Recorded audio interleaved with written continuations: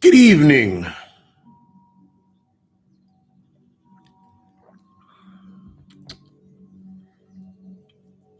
As we allow it to build.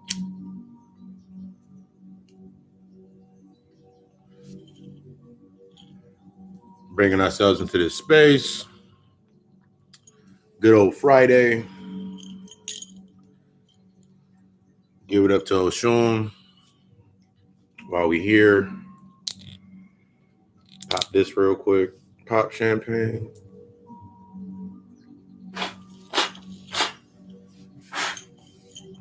Give some to myself. Giving some to yourself for yourself with yourself. Tonight, we're getting into automatic thought. What's up? What's up? What's up?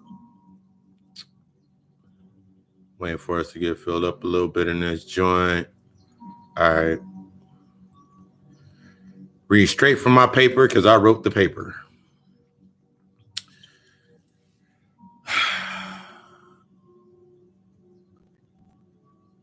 The points of mastering automatic thought. The points of mastering automatic thought. Knowing what automatic thought is. Understanding that every time you have a thought, that this marinade as we getting through this tonight. Realizing that when you have a thought, remember, to think is to be in the present. To think is to be in the present. To be in this present state is thinking.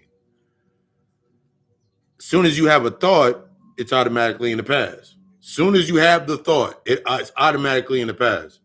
Remember, the past, the present, the future are all moving in one continuum. The past is still the past, the present is still the present, the future is still the future. But from this angle, since we look at a thought being, as soon as a thought is had, it's in the past, and thinking about the aspects of doing your internal work, your thoughts that you form or create, and then thinking about how you think. So I start with a question. If I said, hey, what would you do to make a $10,000? If I said, hey, what would you do to make $10,000? I brought that up, said, hey, the only thoughts that you would have are based in your past. The old ways that you made $10,000. The emotions behind making money would come up. The memories of the first $20 you got, first dollar you got, first quarter, whatever. All of those things that pop up. All of the negatives will pop up. Remember, to be in the present is to be openly receptive to everything inside of the space. So this is why we also think, when we're getting into this tonight, when you have a thought and the first thing that pops up is the negative, it's because that's a place that you have not integrated yet in understanding that. So if my subconscious is all of the memories that I've ever had, all my memories that pop off all the time, good, bad, whatever, negative, positive, whatever it is, and I think about making $10,000, let's say 10 years ago, I had a job at that point in time, the job I was at, I could only formulate the thoughts based on my conditions. I only can formulate my thoughts based on my conditions. I didn't understand, even though I would read things. I read about stocks. I read about investments. I read about these things. My emotions, based in my conditions are my environment where I was separated from, I couldn't think past a certain point. Every time that I thought about it, inside of my space or my environment, not understanding what my environment was composed of, All I saw was the obstacles inside of my space. There was nobody talking about it in the hood. There was nobody talking about it in my family. There was nobody doing, I didn't have any examples. But now, what's the difference between now and then? I still have that same information. I still have that same information from earlier when I learned about stocks. Now I've just added to it. What's the difference between now and then? My conditions, the condition of the spaces haven't really changed. If anything, they've gotten worse in the external sense. There's more conflict around me and type of shit going down to calamity. If I was still stuck in that mindset, like most when we go through that space, I would still think the same way. So what changed my thought process? What brought my thought process into the present?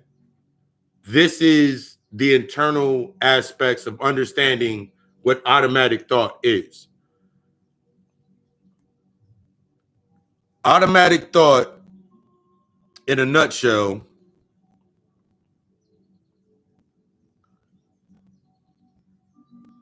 go down here real quick.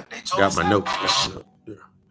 Automatic thoughts are the mental functions that occur when conscious judgment, when you're stuck in judgment, which deeply affect your actions and emotions. The root of your automatic thoughts comes from your traumatic narrative. Any experience that was you deemed negative or deemed bad, that's where the automatic thought process comes from. That's if you start overthinking, you overload yourself to keep, like, as you overload yourself or your ego tries to bring you back down, moving past, you stay in that lane of reaction. Oh, well, I already was told that I was this. I already told it was this. I was already told I was this. Not really understanding that process.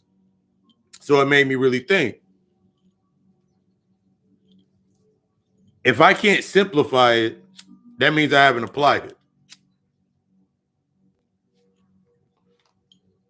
If I haven't simplified these things, I haven't applied it to myself yet. Where it applies and where it triggers me and where it stops me and puts me to a halt, those are things that I need to deal with. That's what we see now when we look at the conscious community or looking at spirituality, the matrix levels.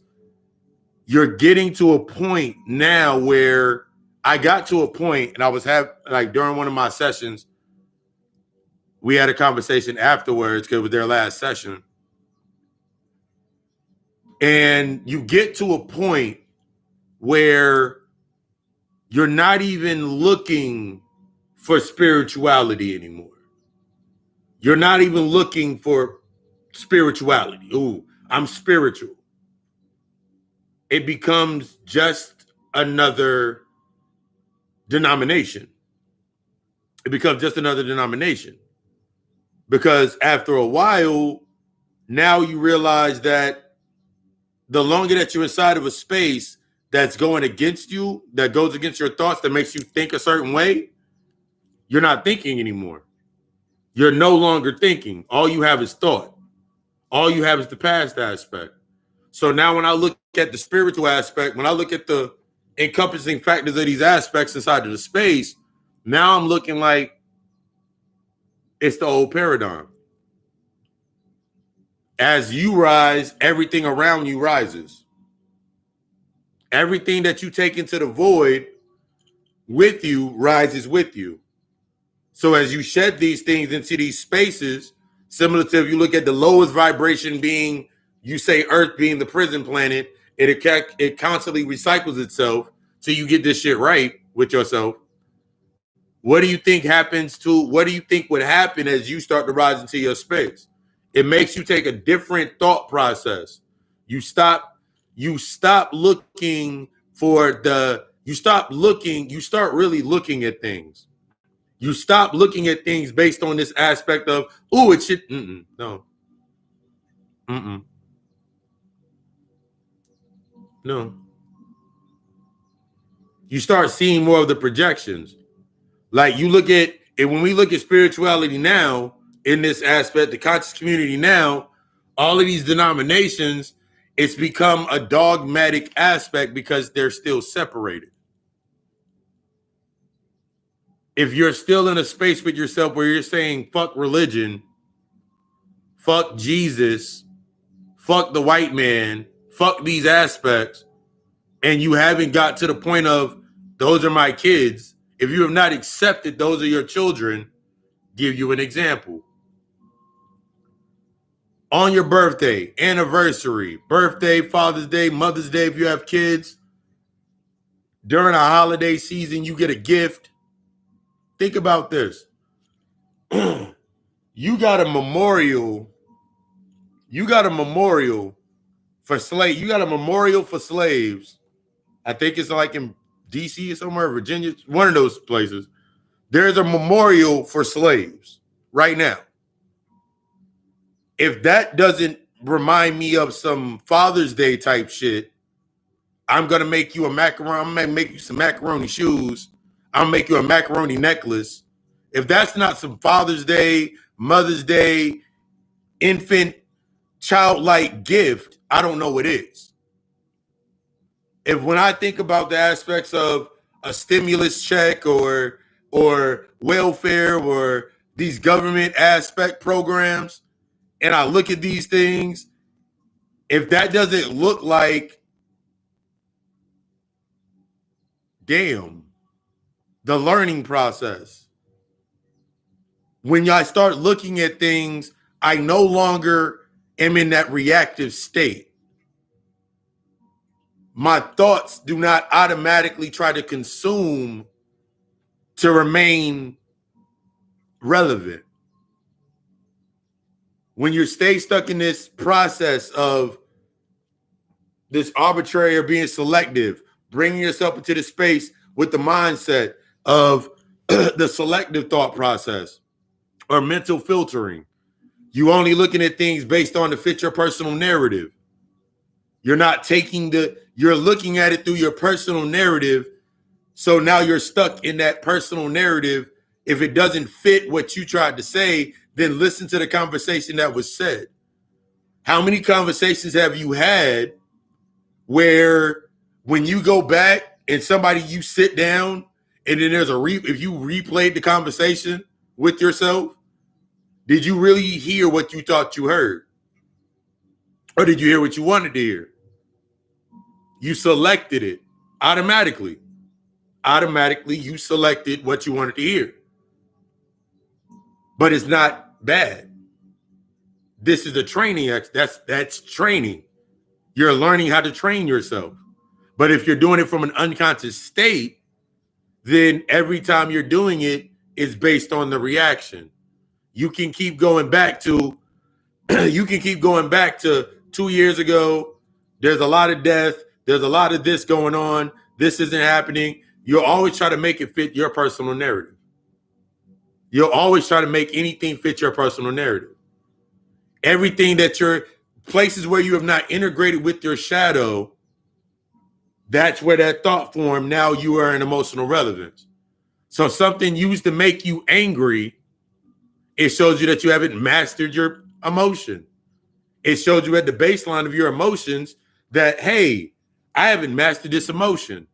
This conduit outside of myself, person, place, thing, event, media, whatever it is, I need that to help me experience what the fuck I need to experience. I need to remove this aspect from myself where I'm always sitting in a position where I have to feel like I'm in a defensive state, or I'm reactive at all times. Your condition. Remember, all this week we were talking about the aspects of setting your intentions inside of your conditions. You'll get exactly what you want, but you'll miss the lesson every time. Think about your traumatic experiences that created the conditions inside of your space. So it does you no good unless you're integrating with your shadow. So that integration is the applied mechanics. Peace. That integrating with your shadow, that's applying to the mechanics, that's the potential. Everything that's within the light, everything that's within the light is just basically on you're trying to preserve it. What are you trying to preserve? What event are you trying to preserve so you can keep using it? What old paradigm in your own personal narrative and personal paradigm, what are you trying to maintain? What did you get from it the first time? It made you feel some type of way. It validated your anger. It validated your fear. It validated your reason for being. Yeah, this happened in my life and this happened in my life, so I deserve. You keep setting your intentions inside of your conditions. You haven't assessed your standard. People inside of your circle, like when you're looking, whenever I'm saying going deep into your shadow work, the first couple of aspects you coming into is really looking at yourself. Really giving yourself that up and down look, looking at yourself. Whatever you're looking at and the feeling that you have whenever you have it, are you writing it down? What are you doing with it? Or are you putting it off to the side? There are two main points. There are two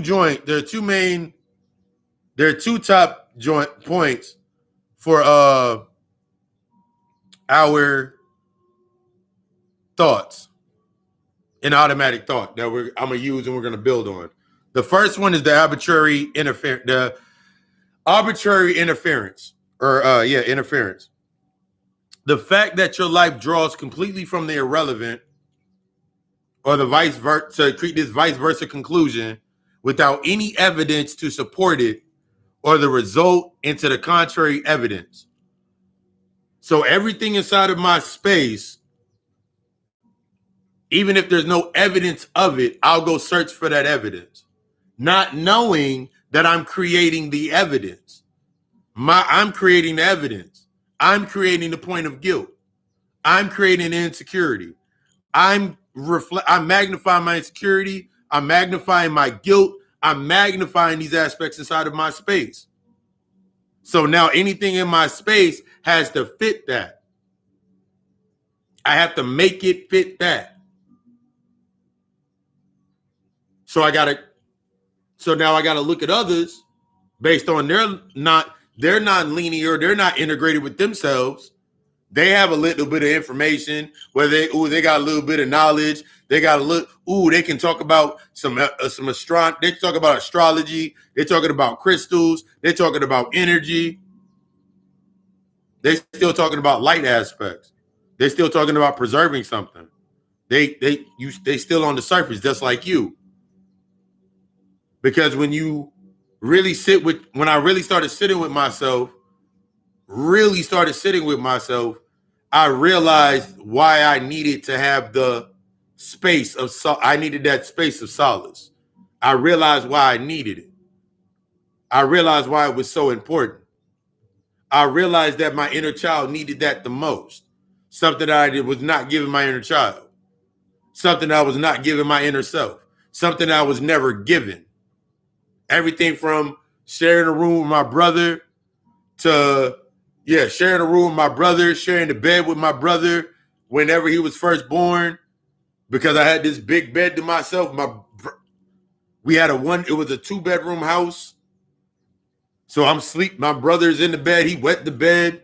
All of these aspects, not just the height of emotional interference, but everything in that aspect had to be dealt with. Everything had to be questioned. Everything had to be looked at. I just can't pick and choose. That automatic thought process will leave you in this state of you picking and choosing which thing you want to deal with. All of it must be dealt with. Because most of the things that you're dealing with, give you something even crazier. The thing that you choose to deal with is connected to the thing that you're choosing not to deal with most times. Most of the times when I'm going to choose to deal with my relationship, the relationship is the byproduct of your own internal standard. So it don't matter how many relationships you try to fix, It don't matter how much counseling you go try to. Let's go to couples counseling. Let's go to the church. Let's do all of this. It don't matter. Because you come into a counselor, you come into a therapist, because I've done couples therapy counsel sessions. The first 3 sessions are in singles. It means the first session, whoever initiated and said what the problems were inside the space, first person I'm talking to. Then I'm talking to the other person to get their side of the story, their beginning, middle, and end. Then by the third aspect, I'm bringing them together. I'm asking them, I'm going to go over the notes from the last session. I'm going to ask these questions, answer these questions as we answered honestly. And then I gauge and read the body language and see who's not going to say what.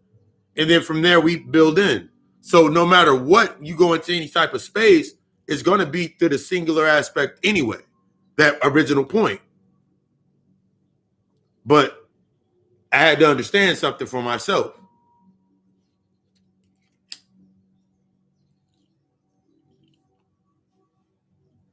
They didn't realize I was doing it. Most of us don't even realize that we are stuck within this autonomous thought process. Most of us don't even realize that we're stuck within this autonomous thought process. You allow your hurt to guide you. You allow your frustration to guide you.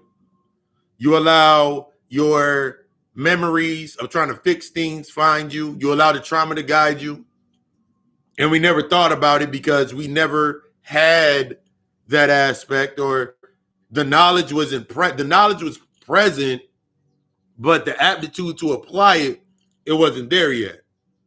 So that even makes me even think about the aspects of how everything is coming into play. If I say I'm always in the right position and everything's in the right position, everything's in play, everything's in balance, then I have to accept that across the board. Remember last week we talked about that aspect of being impartial. I got to accept that across the board. There's no longer this thought process in my mind where I'm going to keep saying, I got to save my people. I got to help my people. My people are suffering. Because in the reality to it, me saying that makes me feel what I was already feeling.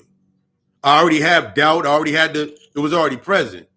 So now when you start looking at where you start looking at information and getting your information from, is it based on emotional relevance or is it based on being emotionally present?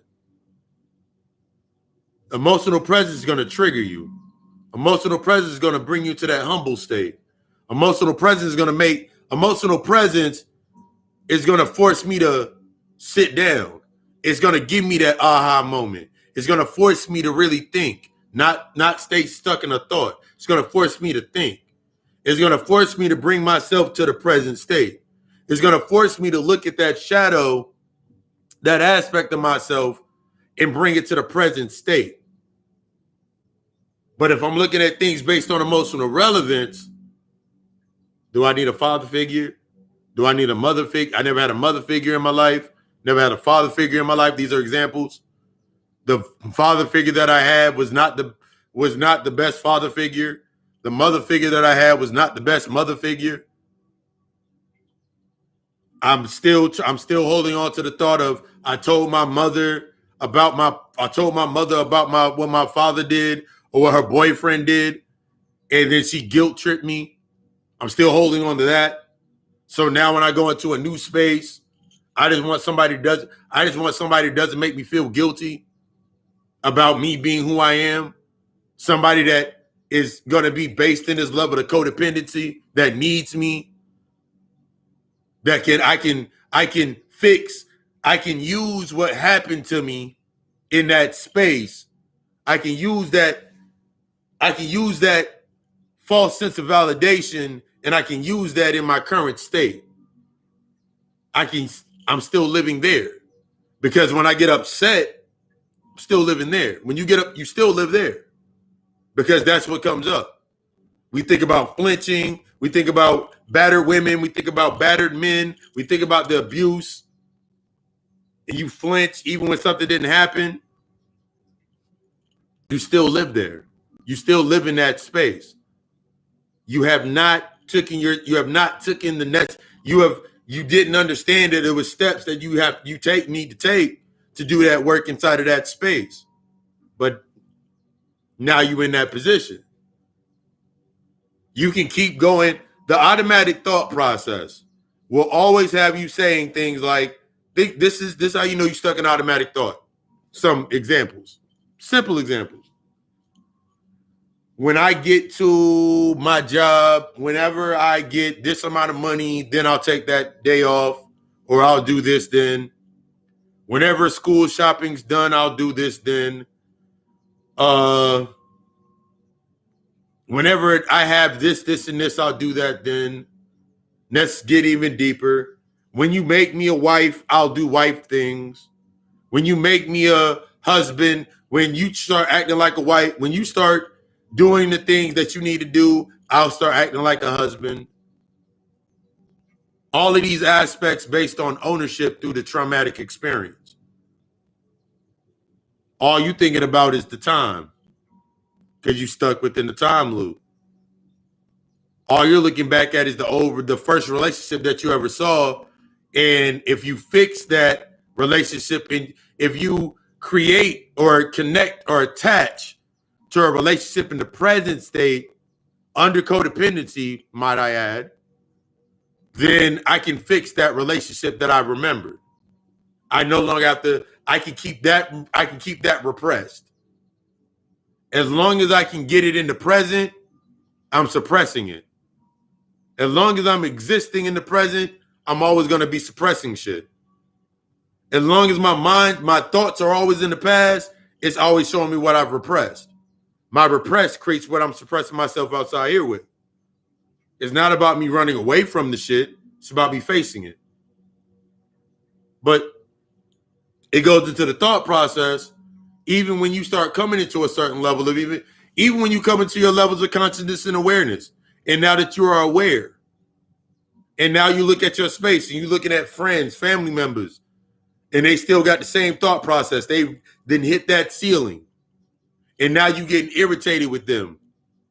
Man, they don't want to listen. They don't want to get better. Have you created any examples? Have you simplified and created any examples? You want to tell everybody, ooh, we can all make $10,000, but have you created any examples? Have you simplified that into your space?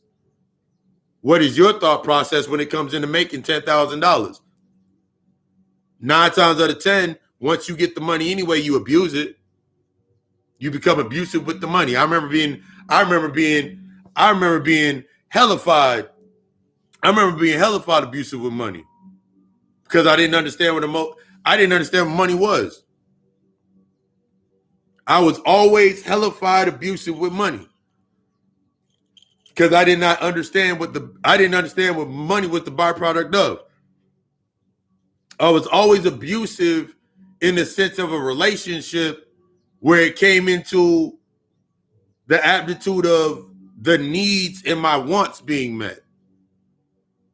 I was always abusing that aspect. I was always in a state of self-sabotage inside of the space. When it came to me cohabitating with somebody, it was the mindset that I was in. I had to realize and go back to where the fuck it came from. Why? Every time somebody did some shit, said some shit, I'm like, nah, we can't be doing it that way. We're going to do it this way, and this way. Now I'm looking at myself and I'm listening to this repeat in my mind. Where is this echo coming from? Damn, that's how my pops used to talk. My pops used to speak that way. My pops used to move that way. Damn. Damn.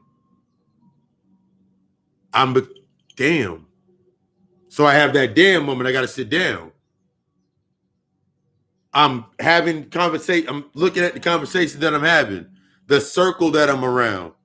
Even though I keep bringing in these, and I'm in the space, and I keep bringing good ideas. I keep bringing these ideas into the space, and then everybody got an excuse. Everybody got an excuse or a reason why they can't do this shit. And then from a point of reaction, I'm like, man, I need new motherfucking friends. I need new people around me. I didn't understand the byproduct. They were results of me. Think about it. If you have a friend, you got a homeboy, homegirl, whatever it is right now that cannot do right. They don't give a fuck about themselves. They out there selling they fucking strokes. They out there selling they fucking box. No self-worth. No responsibility. They don't take no responsibility for themselves. They stuck in that moment-to-moment mentality. They're not really thinking about things in that nature. And then after a while, you get irritated with them. After a while, you get irritated. I'm done dealing with you. I'm done because you're not doing anything with your life. You're not going nowhere. You don't take no responsibility. You're only talking to yourself. Hardest thing to realize, you're only talking to yourself. Because if you sat there for a moment and really thought about it and looked at your life, it was all good it was all good months ago. It was all good the year that you met them. It was all good whenever you wanted to go have a drink or go do whatever, they were down to go. But then the pendulum swung. Then you started doing things, other things, bettering yourself. And then all of a sudden they come up with a guilt trip story. They come up with a guilt story talking about the man did this to them or this chick did this to them. And you listen to it. And then you start to feel bad. You start to feel guilty a little bit. Or you don't feel guilty a little bit. You start to feel some things. You give them another chance. You say, hey, come with me over here. They say they want to get their life together. Around this same time, you stressed out about school. That'd be one of the hidden aspects of the shadow. Now, you going to school, or you got a new job, or you in a new relationship. And in the new relationship or in the new space that you've created, you starting to feel stressed out. You starting to feel insecure. You're starting to feel disillusion. You're starting to feel it. And then you wonder why this person comes up out of nowhere. See, the thing with the automatic thought is that's the unconscious and the lower level of your understanding telepathy. You called them back to your space. They were created based off of your bond. That bond to that aspect of that emotion. So you have a choice. Both of y'all in the same space. Both of y'all going to the same places. But based on the level of that consciousness or that concise consciousness with yourself, where you seeing obstacles, they saw opportunities. You're looking at the opportunities the obstacles that you see, it could be, okay, cool. Give an example. Opportunity like two women. Y'all party club all the time. Both of y'all saying y'all want better lives. Both of y'all saying y'all want better lives. Both of y'all saying y'all want to do something better with your life. All right, cool. Bet. Y'all still going to the clubs. You see the club as an obstacle. You see the club as the obstacle and all that shit, drinking and all that, so you stop doing it. They see an opportunity in the niggas that are inside of the club. You asking, why the fuck do you think all these niggas is going to take care of you and all of this type of shit? But let's go deeper. Remember, what is put forth is the masculine. That is what is built. What is put forth is in the masculine state, or what is built. That is the knowledge. What that knowledge is receptive to is the emotion or the feminine. So the attraction to a space, be it opportunity or obstacle, will be based on my level of emotional maturity, my emotional intelligence. So if I keep going into a space, and even though I keep saying I'm tired of it with my homegirl or homeboys, but I keep going with them and I keep listening to their sob stories, why do I keep listening to their sob story? Why do I keep listening to their sob story about them getting neglected, them getting used, them becoming cum dumpsters, them getting raped for all their money? Why do I keep listening to that? Where in my life did I experience that? If not only in the then present, where in my life is the root to that with myself? Until I find that root, I'll always do that. It don't matter what. I can keep switching out friends every month. I can keep switching people out every single fucking month. But as long as that automatic thought is in play, all I'm going to use is the conditions. All I can say is, you're nothing like my old ex. You're nothing like my old friends. See you doing things with your life. Because you're not exactly. As long as we are not in an impartial state, that impartial state allows me to shut down it allows me to still myself in the space to be able to see from both sides. See, a lot of times when we look at, especially when we're looking at our friendships that we went over the years, relationships that you went over the years, and you looking at those relationships and you looking at those friendships, and now they're not the same. They're not the same. Y'all not in the same place. They reached they in a certain place. They don't want to do nothing with their lives, and you just keep telling yourself that shit. But then you looking at your life based on the physical aptitudes and shit. So you're saying that you did some shit with your life because you got the new crib, but you got to now think about it. Why would that matter? If I still can see it, that means it's still. If I still can see it, if I still react to it, it still exists within my emotional aspects of myself. I had to really realize that's something that a lot of people. That's a lot of times. That's one of the things that we don't realize. Why we keep going back into these loops with ourselves, that hell loop with yourself, is because you're not willing to be impartial and look at yourself and see yourself inside the space. Because all you're looking at is the conditions or the physical aspect. You ain't looking at the emotional aspect. You don't have the understanding. It becomes simple. I did not have understanding. I had a certain level of understanding in relationships until I went deeper into the aspects of how I was and what I was in the relationship and what it symbolized, my standard, the quality of my life, all of these aspects of myself. I couldn't integrate with that shadow. Instead, I would be feeding my shadow.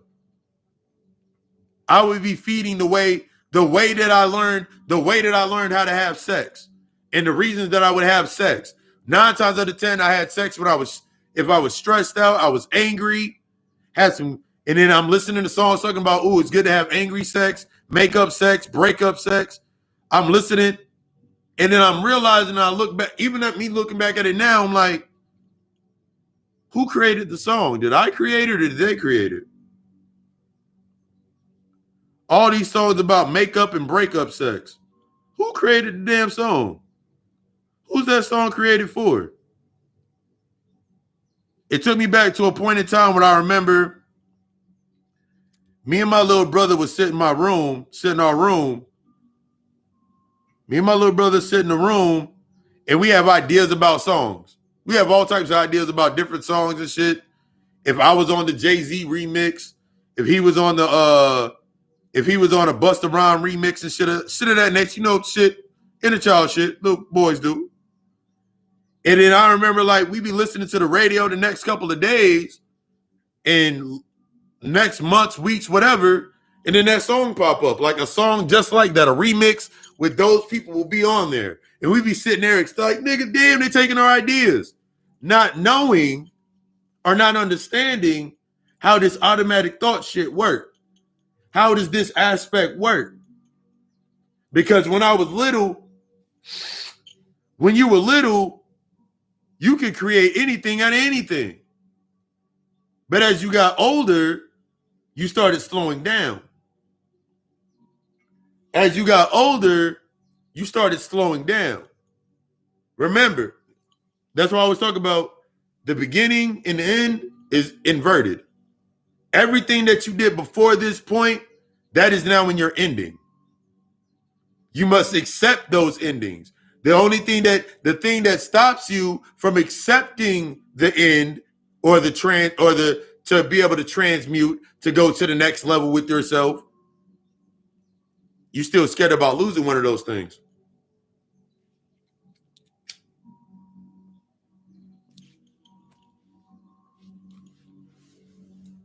You're like, man, if I go back there and I do that, man, then it's going, nah.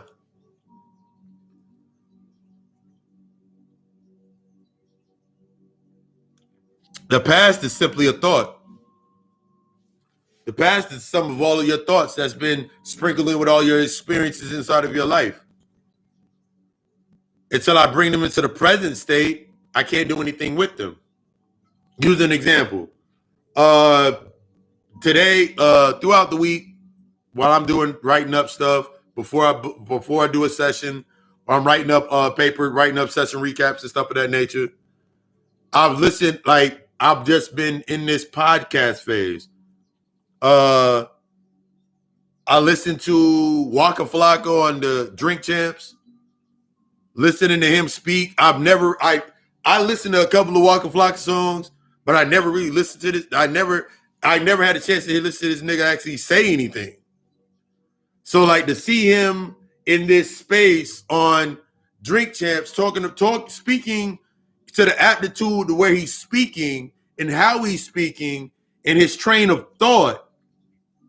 He talked about the aspect between him and Gucci Mane, and he was like, Gucci Mane is comfortable where he's at. He's happy with they book the show, they book the tour, they get certain aspects. I'm in a mindset where I wanna create my own tour. I want to go to write up the insurance policy or the fund account to fund my own tour. I want to learn that. He's comfortable where he's at. Nothing wrong with it, but when it comes to a point, we're in two different spaces. I've always been that way. So like listening to that, I'm listening to the mindsets, I'm listening to the shifts. Instead of trying to look at it from the impartial point, rappers still doing this and niggas still doing this. But like, if I'm still stuck in that concept of thought, I just heard that Waka Flocka joint. I've then heard G.O.D. I've heard Black Youngster. I've heard Young Thug. I've heard 21 Savage. I've heard a lot of these artists talking about investing into real estate. Talking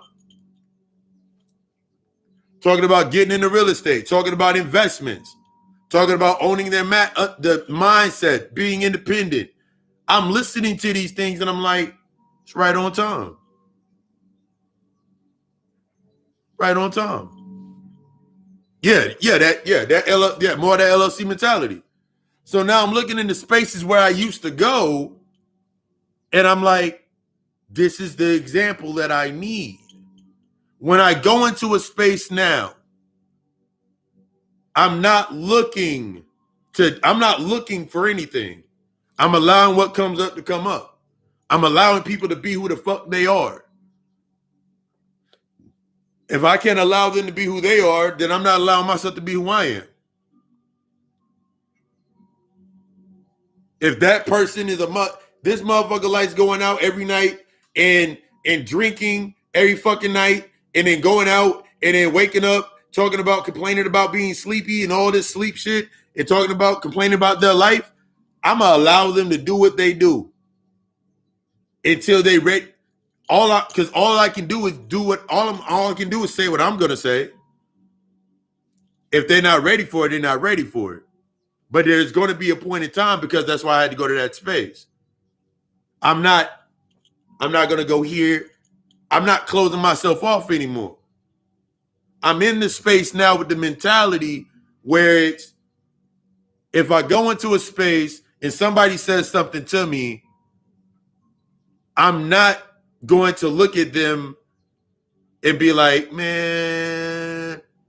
Now there's steps. If I go into a space, for example, I am a therapist, truest aspect of the word, therapist, healer, shaman. We gonna lock some shit, do some work. I know that's what I am. And the truest aptitude of that. Doing that internal work and constantly transmuting shit. So I know that when I go into a space, that shit don't turn off. See, that automatic thought process through you woke up, you put on your uniform. Exactly. It's not necessarily taking the judgments off of them because you're not judging yourself. Yeah, that's exactly what it is. If you have the term to judge someone, then you're actually giving this aspect, you're looking at yourself in some way, shape, or form. That is an experience point. They can be doing some, give an example. Let's give some examples.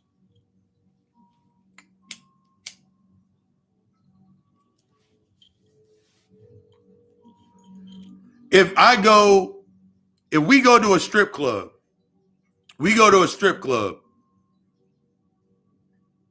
my experience at strip clubs have always been different than everybody else's experience at strip clubs. I've told this, I'm gonna go deep into the story. When I go to the strip club, I don't spend any money. I'll pay the cover. I'll pay for my drinks. I don't spend money on the girls. My earlier aspects into the strip club was I was the motherfucker X pills, weed. You want some candy? You want a party pack? I got you. Got a party pack? I got you.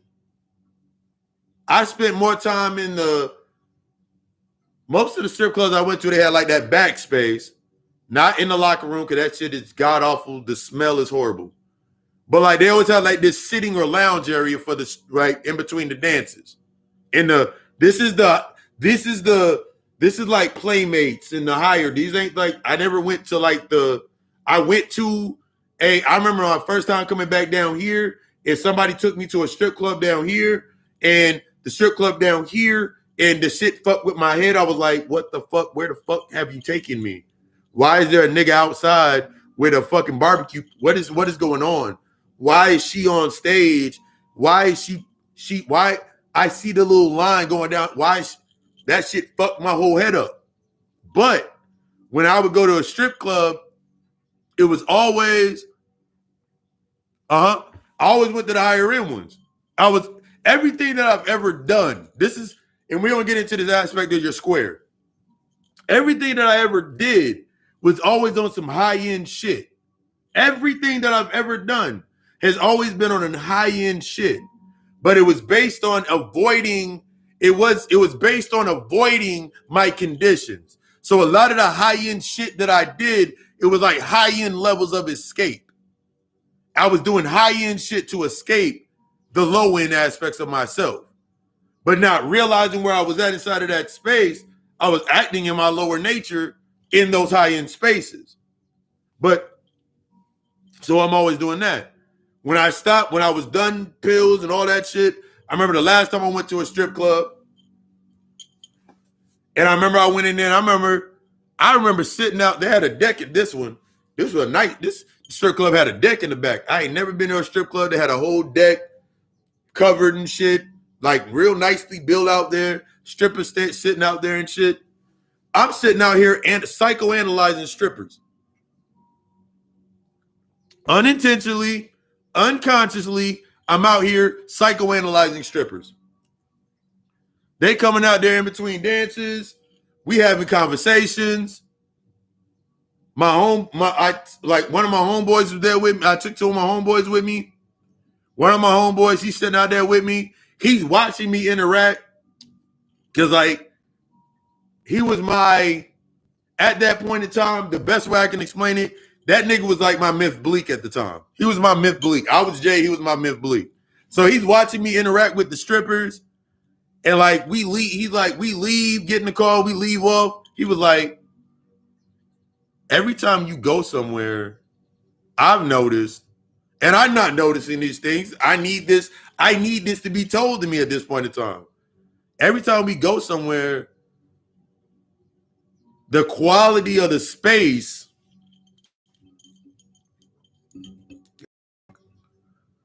the quality of the energy inside the space is always different. I always bring a different quality to the space. And I'm sitting there like, I mean, they just work in their day to day. Like, I'm not going to treat them any different. I didn't understand what the fuck that was until I came to moments of shedding layers and shit. And I'm like,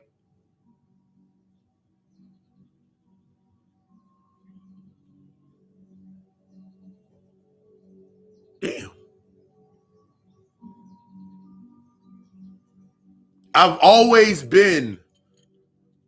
You've always been on your square.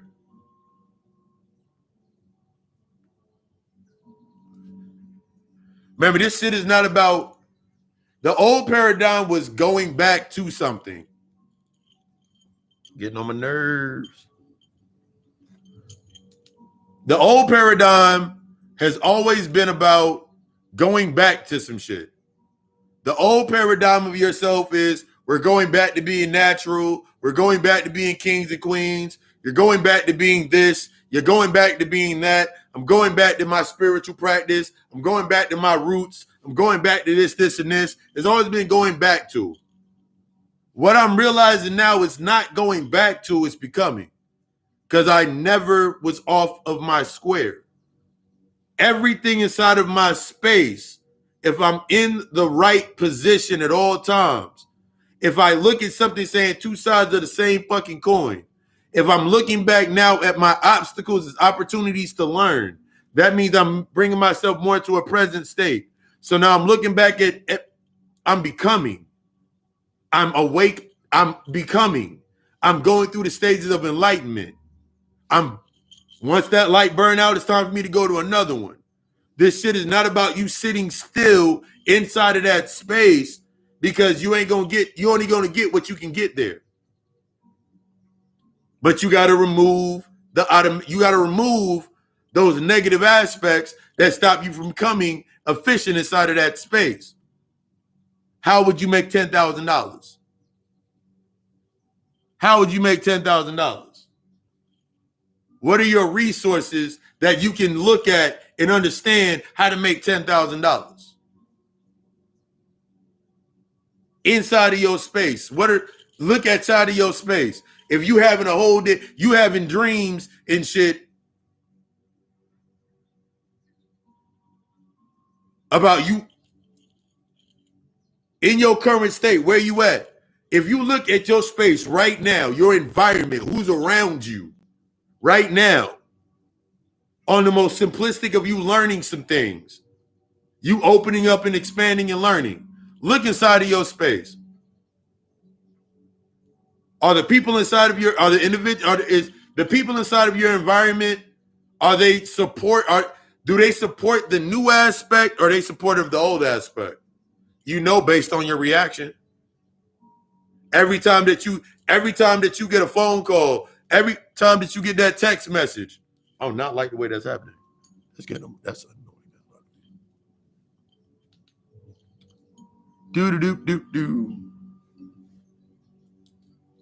Let the lights flicker. Oh.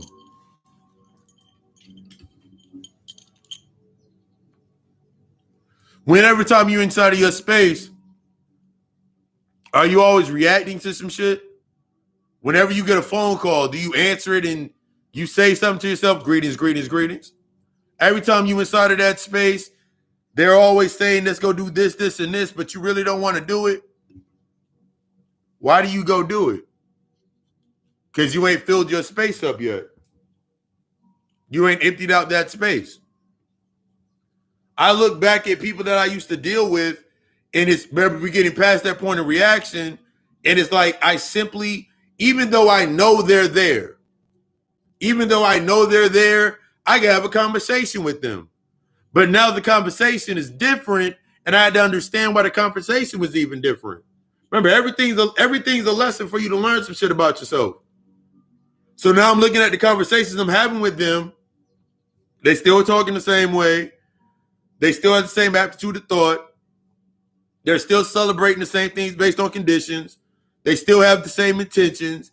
What is the position? They're still putting their intentions inside of their conditions. I just want a better life. I just want somebody to love me the way I love them. I just want this to happen. I just want this, and this. But at no point in time, man, now when I look at them like, I'm not triggered by this. I used to get triggered by it because I would say the same shit. I would sit there and say well, you got to be by yourself and cliche, I would say cliche love and light shit to them. Even when you go into a space with yourself and you've been doing your work, most of the times when you're talking to your friends, and if you still feel the need to, if your homegirl keep getting in these dumbass relationships and you feel the need to like, you ain't gonna fuck with my homegirl. We put niggas in drawers around here.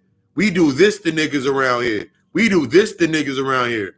You and her both have father issues. You and her have issues that you have not dealt with. That's the only reason you can still interact with that energy. That's the only reason you still interact with it. The only reason you can. Because if you're really doing the internal work, that shit naturally falls away. It doesn't exist in your space anymore. It can't come in there without, it will not come in there without heavy distortion. But you keep going back over there because it feeds an aspect of yourself. It feeds your guilt. It feeds your insecurity. It feeds that doubt. It feeds that time back in 1996. It feeds that time back in 2017. And then you go boil up. I feel bad. Oh my God. So many people are, so much bad shit's happening to all these damn people. Maybe it's time to transition. There's certain things that I don't see at a certain aptitude. Like at the good old early age of 16, 27, between 16, heavy and 6, between actually 13 and 18, I saw 27 family members pass, transition from my father's side of the family. 27 family members transitioned.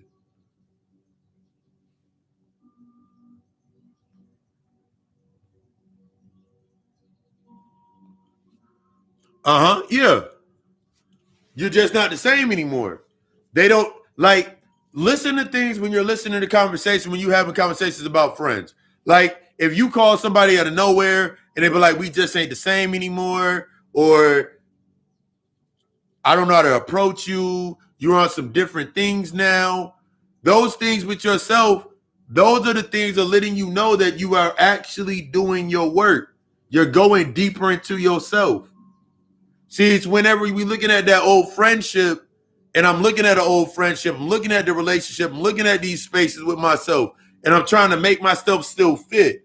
I'm still the same. We can go out and go have drinks. We can go. That's not me anymore. I have a different aptitude even when it comes to drinking. I have a different aptitude when it comes to the things that I do now. This shit ain't based on love, light, and joy. This is based on me putting in real work. This is me being in the real. This is me being authentic to myself. I'm not doing this as an escape. I'm not. So when you start looking at those spaces, hey, we ain't went out for drinks in a long time. Someone asked me that, like, nigga, I don't drink like y'all no more. If y'all wanted to drink like I drink, y'all couldn't handle it. If y'all wanted to explore the things that I do, you're not there. But that's not for me to say that to them because they're going to get mad, but like, yeah, I can try. All right, cool. Here you go. Sometimes you got to just drop it off to them. Here you go. Sometimes you got to be like, here, smoke this. The fuck was that you gave me, man? Nigga, I thought I left. Nah, you been laying on the couch. No, I got you a blanket. You were laying over there curled up in the corner and you were crying. The fuck did you give me? Something that you needed.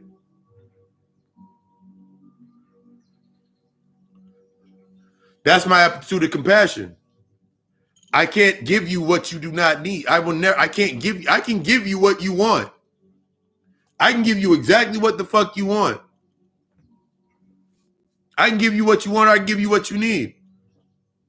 To give you what you want will be irresponsible of me. To give you what you need, that's my responsibility. I'm not responsible for your wants. I'm not responsible for I'm not responsible for filling an emotional void. I remember going back and I remember going back and looking at like old shit that I've written about myself. And I did it after Donya's last session. And I really went back and looked at my old petitions and old writings. And I'm like, I'm definitely not this. I'm really not that person anymore. I'm different now. I'm not the same person. I'm not even, whenever I look at the aspects of being the occultist or the traditional aspect of being an occultist, the definition, I've simplified it. I've rearranged it. It wasn't meant to stay that way. See, when we get stuck in this space with ourselves, we become afraid to change things to the truest aptitude. We are afraid to kill things off. You're afraid to remove things from your space. That's only showing you where you have a wound at. That's only showing you where you have not integrated at. Because I have zero fear about most of anything that I do. I have zero regrets for anything that I do. Because I'm open to explain. I'm open to explain. Don't matter if you don't understand it or not. Just know that I'm open to explain. I'm direct. I'm not going to hug you the third time. If something happens, I'll give you that hug. I'll give you the consoling. We can go through the grieving process.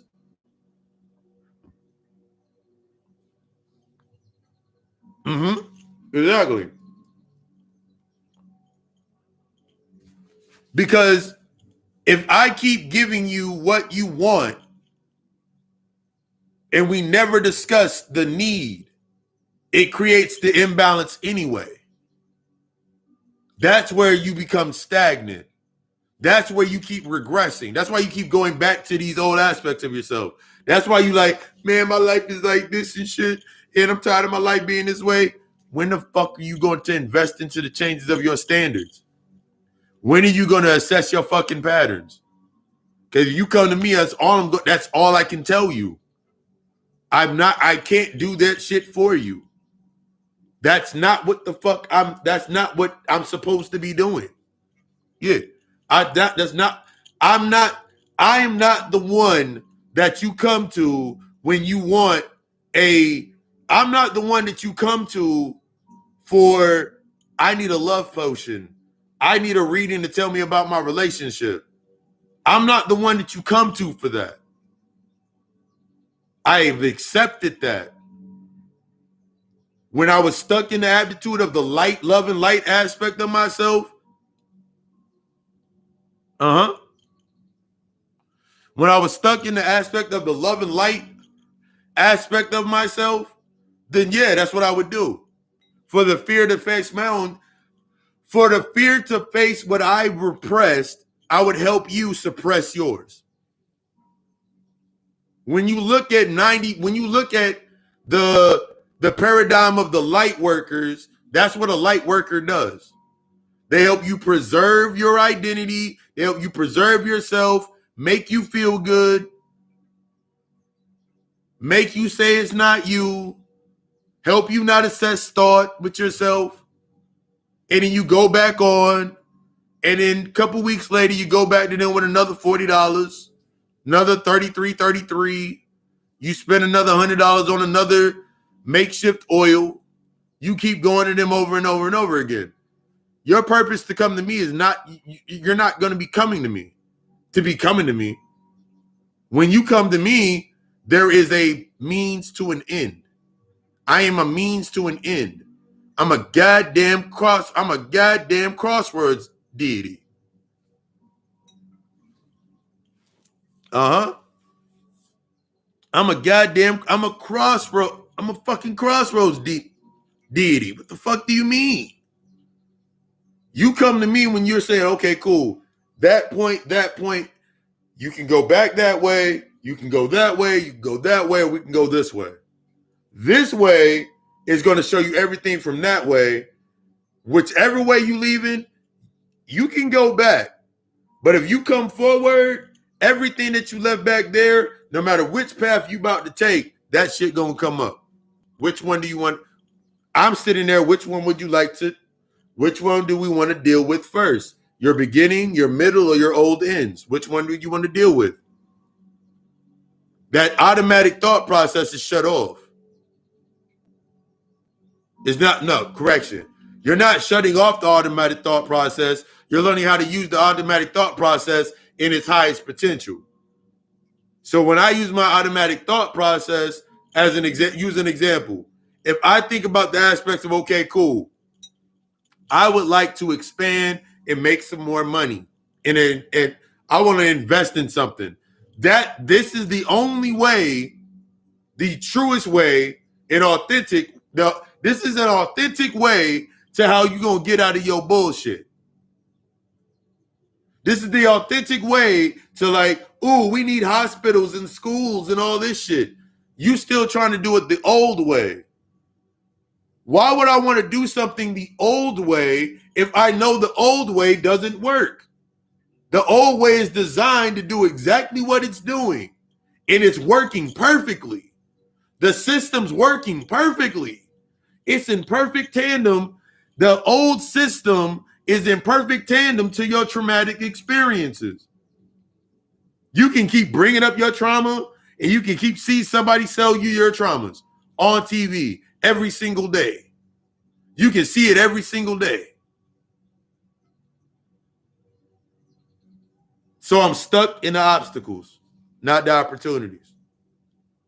One of the newest things that I found out the other day, and I was like, duh, it was a duh moment. Yeah, aha moment's a duh moment sometimes. You don't have to own a hospital. You don't have to have a medical degree or a medical background to own a hospital. You don't need a CDL to own a trucking company.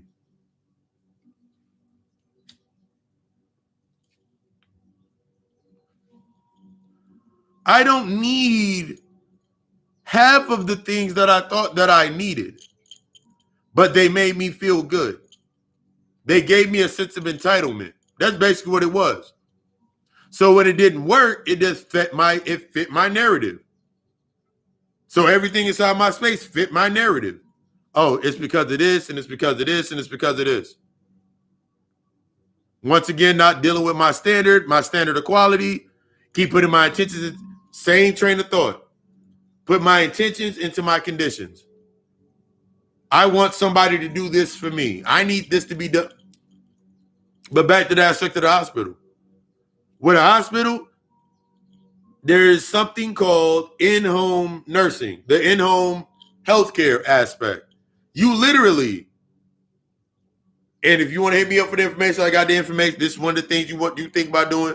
I got the info. I got the number. You text the number, and they send all the information to you. But you literally go get the license and the permit, and you literally can hire on CNAs for the unregistered aspects, like they taking care of people in their houses, like the regular CNA work.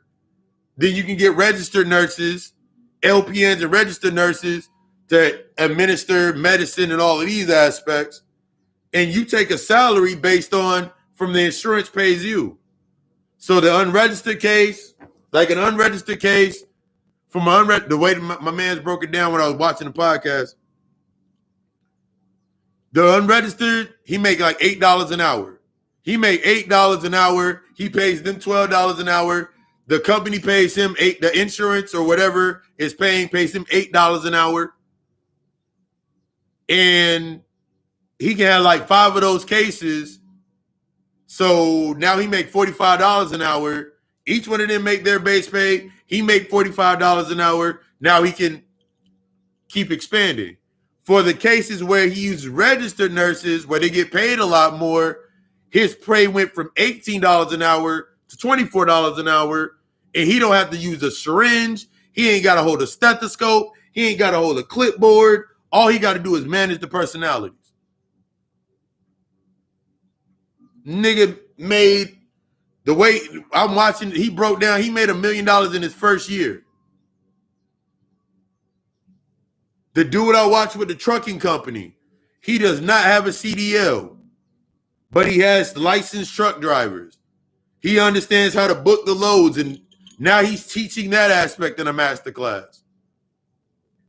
So the old way no longer works.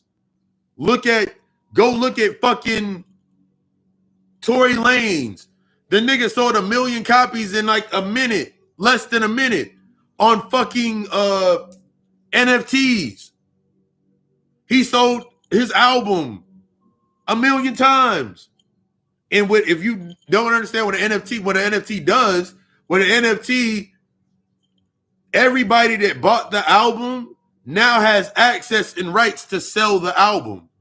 And he makes money, he makes a commission off of their album sales. They can sell that album to anybody else that they want for any price that they want. He still gets a commission. He has an infinite stream of income. The dude doing the truck driving aspect has an infinite stream of income. The brother doing the healthcare aspect, an infinite stream of income. Because they removed themselves from the traditional way of thought. You still want to go this way to go do this, and this. Removing yourself from that traditional thought process that you keep getting stuck in. Because it leads you into a loop to come right back anyway. It's not about ignoring the process. It's about understanding why am I stuck in this loop? Why am I not happy? They said if I got my college degree, I'd be happy. They said if I got this job, I'd be happy. They said that's all based on your identity any fucking way. I don't have to worry. Like, I'm already happy. I'm in balance. I'm at peace. I'm happy. I'm at peace. So I radiate that aspect. It's all about shifting. That's the integration process. Integration is the application of the information. Whatever knowledge that you bring in. Yeah. There's so many different ideas now based on what's happening now. Like the way when I was sitting on the couch and he said, nigga, the healthcare industry is recession proof. Whether you are a millionaire, just getting into trading, any of that, motherfucker, every motherfucking millionaire you know, the reason that they stay rich is because they have healthcare in their portfolio. See, that fear and have you looking like, ooh, they're sinister and they're evil, because you still stuck on the evil part. But the fuck is evil? If I came up to you right now and I was like, hey, your mother's dying. You want to have some more time with your family? You'll give me everything that you have to have that extra time with your family? Is that evil? Or just because I have the information? So what makes that? If I have the information, I've learned it. So when you come to me, it's a service.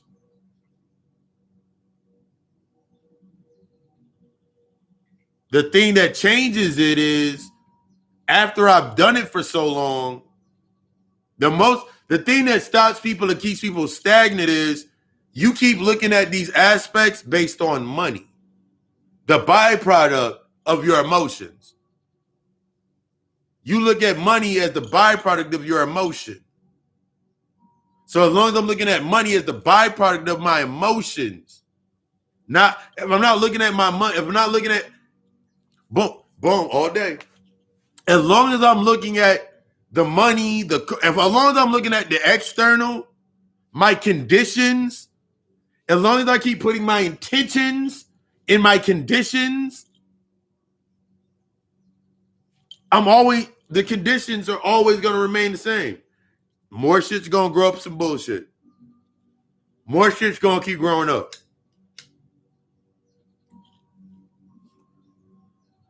It don't matter how many relationships I end or how many people's feelings I hurt or anything in that narrative. It don't matter. I'm keep doing the same shit over and over and over again. I'm still hurt. I'm still in that. I still haven't forgiven myself. I'm still carrying that regret. So no matter what I do, that automatic thought is always going to link me back to my regret. Even if I take the path or I take the route, that regret gonna come up every single fucking time. That guilt gonna come up every single fucking time. Instead of me enjoying that path, embracing that path, becoming that path. Man, I should have went that way because they all went that way. Man, all of them over there, they doing that over there and they got paperwork and all that shit. Having the shit that you can get from paperwork, your UCCs, having this information, nigga, you can download it. Instead of you getting upset at a motherfucker telling you, yo, it costs like, yo, man, you got to pay your dues into this. Nigga, that's the rules of the game in today's space. They have created a space, and that's the rules of engagement. Instead of me getting mad at those rules of engagement, let me go learn. Because as long as I'm stuck in reaction, I won't learn anything. I'll be stuck in, yeah, we got to do this for our people. Our people got to wake up. Our people are afraid to wake up. The aptitude of who's awake, they're all awake. They're all awake. They're just in their lower level of consciousness. They're in their lower level of consciousness. That means they are only aware of their environment and their conditions. They're only aware of their environment and conditions. So, yeah, they're awake. They're aware of their environment and conditions. They're just not aware of they're not self-aware, or they're not addressing their standards or their standards or their aptitude of learning into that space. Let's shift up to Hup. Now you're awake and you're conscious and you're woke. You're aware. What the fuck are you aware of? You got less self-awareness in yourself. Knowledge of self is me putting on this on. Knowledge of self is me, I'm dark side. Knowledge of self. Simplify it, man. Can you simplify it for me? Can you force me into the on position of becoming emotionally present and not emotionally relevant? You're telling me all these things to keep me angry. You're telling me things to help me react and show my anger. But you're not telling me anything in the basis of forcing me to sit inside my anger. You're telling me things to help me divert my anger and put it on they or put it on them. And bitches ain't shit. And this, you sound bitter. You sound upset. You sound mad about some shit. Meanwhile, I'm sitting up here like, that's what niggas do. The motherfuckers that really I live in the shadows. That's where I'm at. 90%. That's where I'm at most of the time. Because that's how I'm able to create. I cannot create in the light. I only can create in the darkness. But you still got the attitude of dark, sinister, and evil in your mind, the government. But then look at the government. They'll go kill 1 billion people and then give you a stimulus check.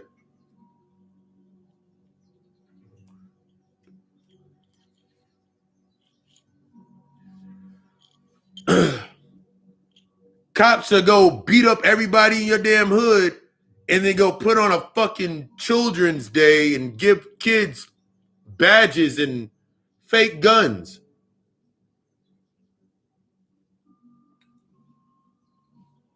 They'll keep themselves in balance. You the only one that's saying you're not in balance. You've always been on your square. It just you got a bunch of garbage holding your square down so you can't rise to the next space. You want to say that you want to be enlightened. Where are you at? You only can light up the space of where you are at.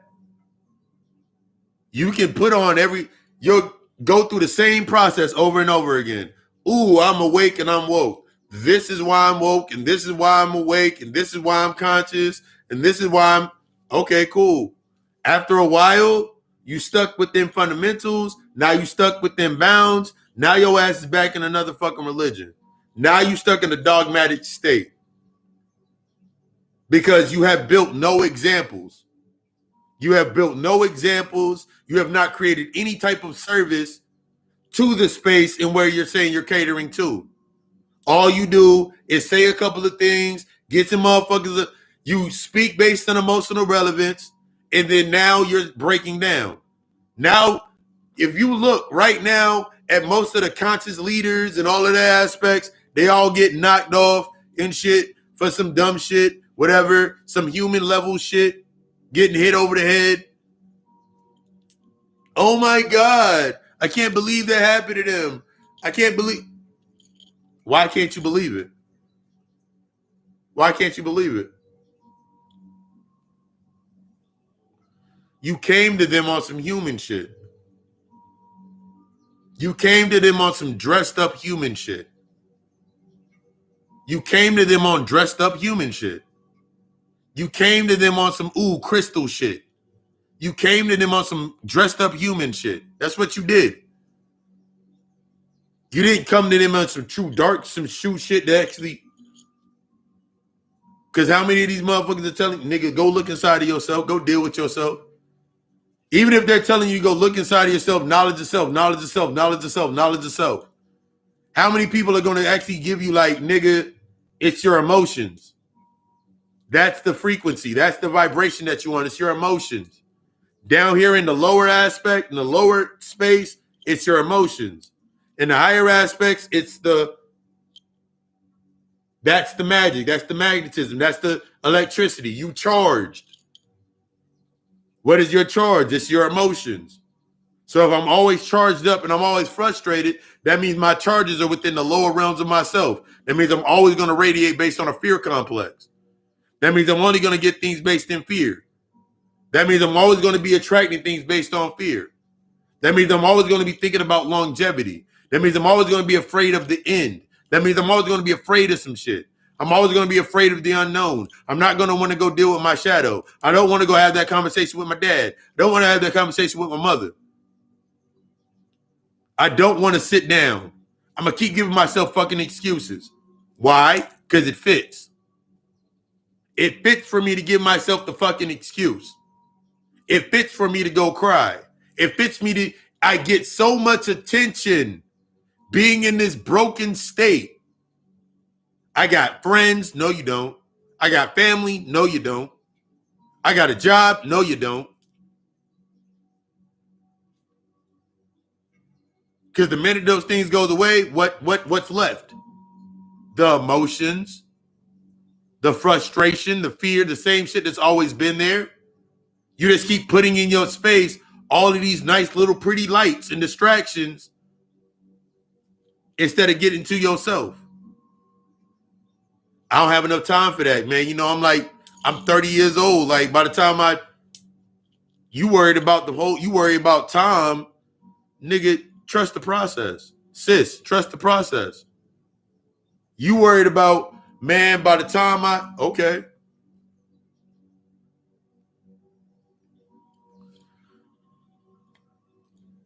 you want something now. You can get it now. You'll lose it as fast as you get it. You realize that you underqualified. You can get the man. Go ahead, go get that love spell. Go do the love spell, get a little love ritual, and fix the relationship with that man.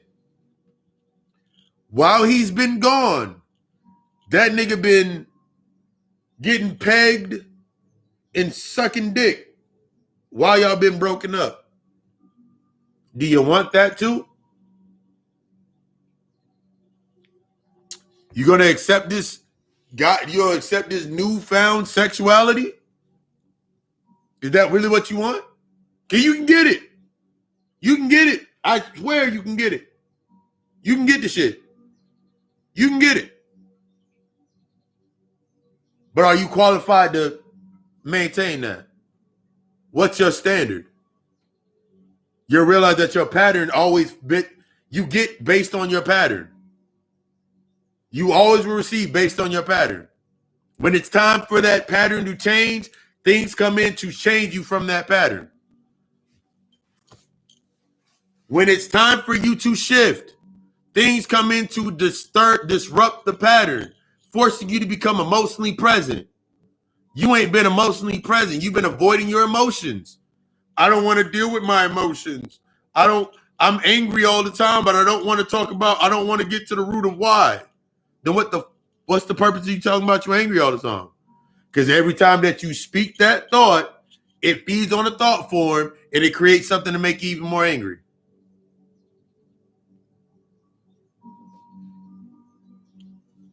You running around. No, you're not. No, you're not. I can promise you you're not.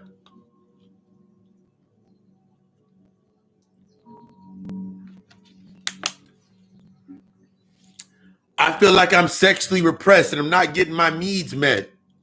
No, you're not. Because if you understood the higher aptitudes of Tantra, the tantric practice, then you wouldn't say those things. So every time that you feel whatever you're feeling, you overthink about it. Maybe you should go read something. No, actually go write it down. One of the exercises that I give it a lot of times, because one thing that I used to practice a lot of times. Yes, exactly. So now, one of the things that I give out a lot of the times is, or I say, because I do it a lot of times, is every time you find yourself overthinking, go read something. Go write something down. Write it down. Write down what you're overthinking about. Write it down. Put a time and a date on that bitch.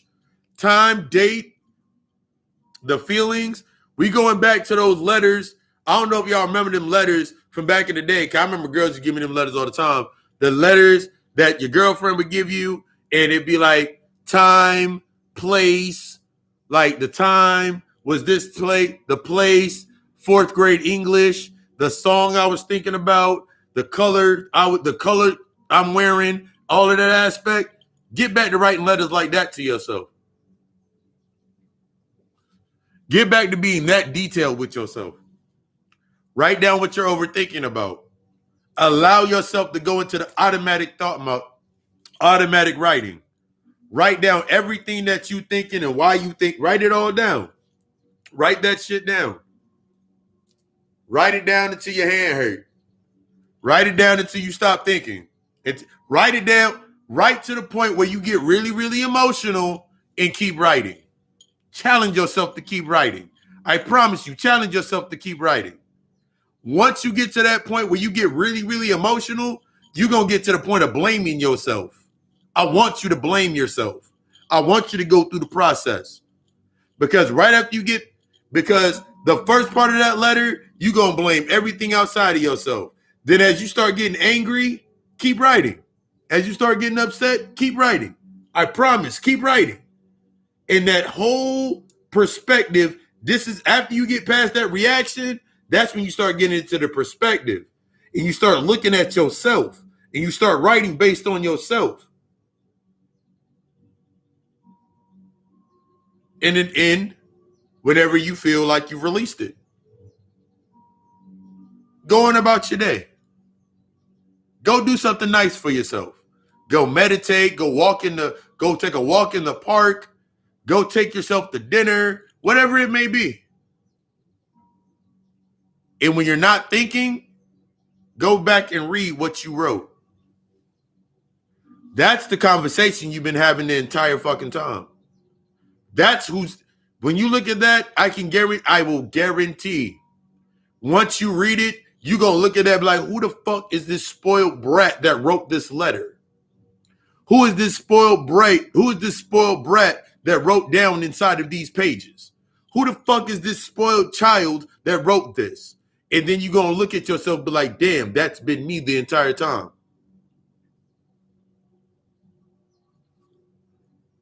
And then, as funny as it sounds, and then you'll go on Facebook, you'll go on Instagram, you'll go on Facebook, you'll go on TikTok, and one of my videos will pop up.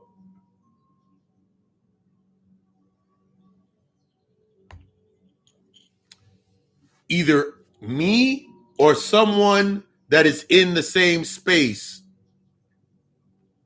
forcing you to do this work. That's all we're here for. But you got to be are you willing to sit down and be that honest with yourself? One of the main things that I've always pointed out, and I had to point out to myself a lot, was being super honest with myself. To the point of me breaking, to the point of me becoming the emotional mess. Because that's the only time you're really doing the work.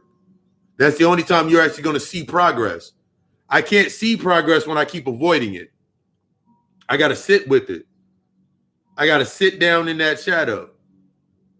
I got to sit down in that space and sit there and allow what's about to come to me and allow me to feel what I need to feel. I got to get unscared of the dark. I got to get unscared of this hell because I gave all of these demons I've created. All of these demons I've created or I've fostered. When we think about the demons, when we think about the generational aspect, go from the generational aspect. You have demons that you have created in your legion of yourself, all of your darkness that you don't want to deal with. You have all your variations or demons or damians, untapped intelligences, untapped thought forms, and then the motherfuckers that came into the space with you at the same time. Family, mother, father, sister, brother, friends, all they have their own demons. That's why you get along so well with them, but it's always in an emotional state because y'all playing with each other's fucking demons. None of y'all know what the fuck you're playing with each other's demons. Every time you want to go lay up with this nigga over here, this bitch over here, you laying with they fucking demons. And then you wonder why your life go to shit. You wonder why your life is not where the fuck it need to be at. Then you get the other aspect coming to your space. That good guy, that good girl, the girl that goes to the park, the guy that goes to the park, the guy that likes to read, the guy that likes to go to you ain't used to that. You feel you don't deserve that. Deep down on the inside of yourself, you feel like you don't deserve it.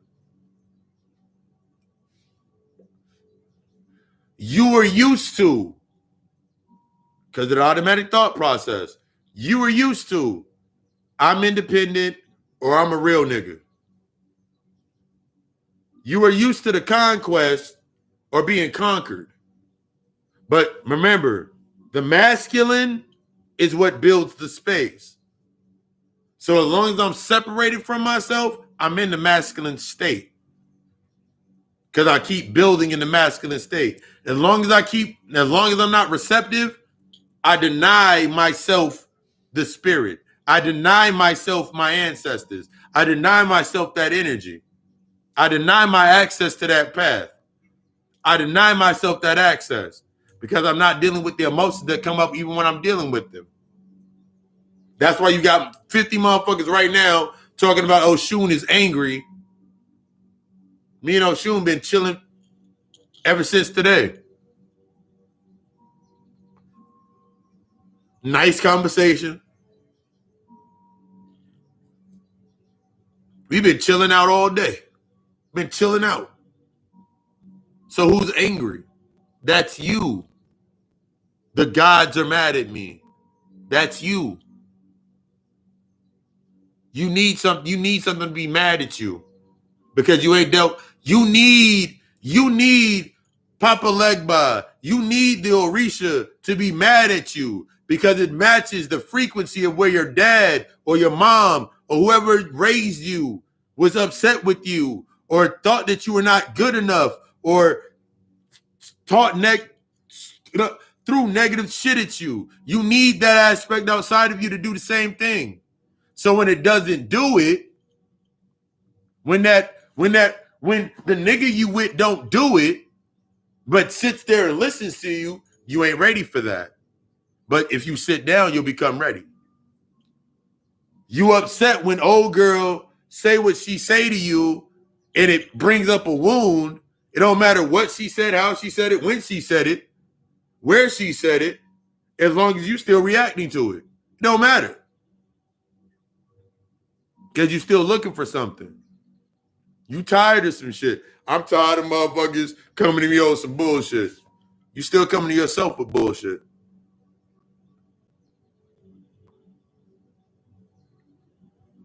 Where's your level of compassion?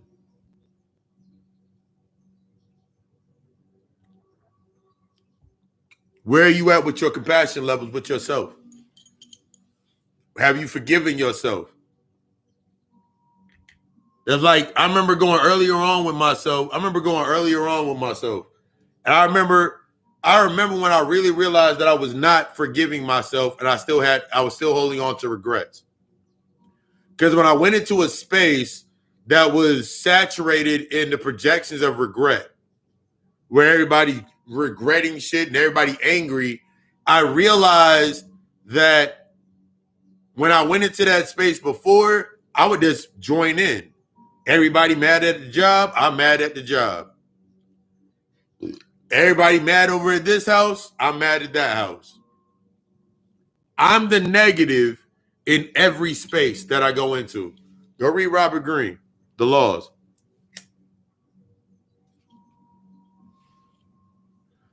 I become the negative in every space that I go into because I'm constant. I am the receptor in every space. Every time I go into a space, it's based on an invite. Therefore, I'm automatically receptive. The one that gives the invite, that's the positive. The one that accepts the invite, that's the receptive. So now when you go into these spaces, start thinking about your conversations, you are in a receptive space. You went in there. How many invitations have you accepted? Every time you signed your name on a dotted line at your job, you became the receptive point inside of that space. That's why after a point in time, when that pendulum swings back over and it gets negative, it's just the sum of all of your negativity into the space. That's why you get stuck, because you keep looking for the job to do something for you. You keep looking for something to do something that you want, but it's giving you everything that you need. You just have not learned how to budget your own energy. You have a lack of emotional understanding, emotional intelligence with yourself. That's why you keep going into those spaces where you don't have to use your emotional intelligence. You can stay angry, you can stay mad, you can stay avoidant, you can stay in the realm of guilt, you can stay in that bullshit. You stay there. I know I used to stay in that space. I used to stay in those houses. I used to stay in those trap houses all the fucking time. I used to stay in those positions. I used to accept what was inside of that space because I had an expectancy that I had expectancies and expectations, and I did not become honest with myself because I kept telling myself I didn't have an expectation. Me simply being in a space, wanting them to make me happy, that's the expectation. Me going into a space, wanting them to be my peace, that was an expectation.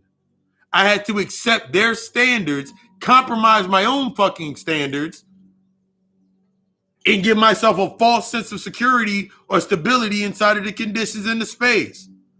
Oh yeah, baby, we gonna be out of this house one day. I promise you. oh, we gonna be out of this one day, I promise you. But in reality, I had no basis to a standard. I had no sense of discipline. It was all just saying it to make it sound good. So then when I go into a space and if somebody says something that I've never heard before, my old undisciplined inner child ass, oh my God, they understand me. They're so much different. They're so much different than my old friends. They're so much different than the last people I used to deal with. But then after a while, they start becoming just like them. And if you're in that space right now, you're going to notice it's happening faster. This shit is not, this shit is speeding up exponentially for a reason. This shit is breaking down faster than it can be rebuilt because the old paradigm no longer exists. You stuck 5 years in the past. This shit's already 5 years in the future. It's already there. Everything that you desire is already here. It's already in play. You have to become the role that fits that. If you're not the role that fits that, you're only going to be able to repeat back from your past aspects of yourself anyway. You're going to look back at the old relationship where you did all of these good things you're going to look at that post that comes up on your timeline where it says you did everything for the wrong person. Wait till the right person comes into your life. Guess what? That post was talking about you. I'm going to cut out the steps. The post is talking about you. Every post that you see talking about marriage is talking about you. You have to be really honest with yourself. It's talking about you. You just want to react to it. Yeah, that's how I feel. That's not how you feel. That's how you think. That's how you thought. Because every time you have the thought, it's in the past. It exists only in the past. You're going to look back at all the relationships where you did all the husband and wife, the wifey shit, all the husband shit, and be like, yeah, I did all this right there. Now I'm going to wait for my right one. You got to become the balanced one first before you even get it. That's why you keep getting what you keep getting. You got to have a person come in your life, evil, that is the most sinister mind X to help trigger you and push you out of your space. For some of you, that's what I serve as.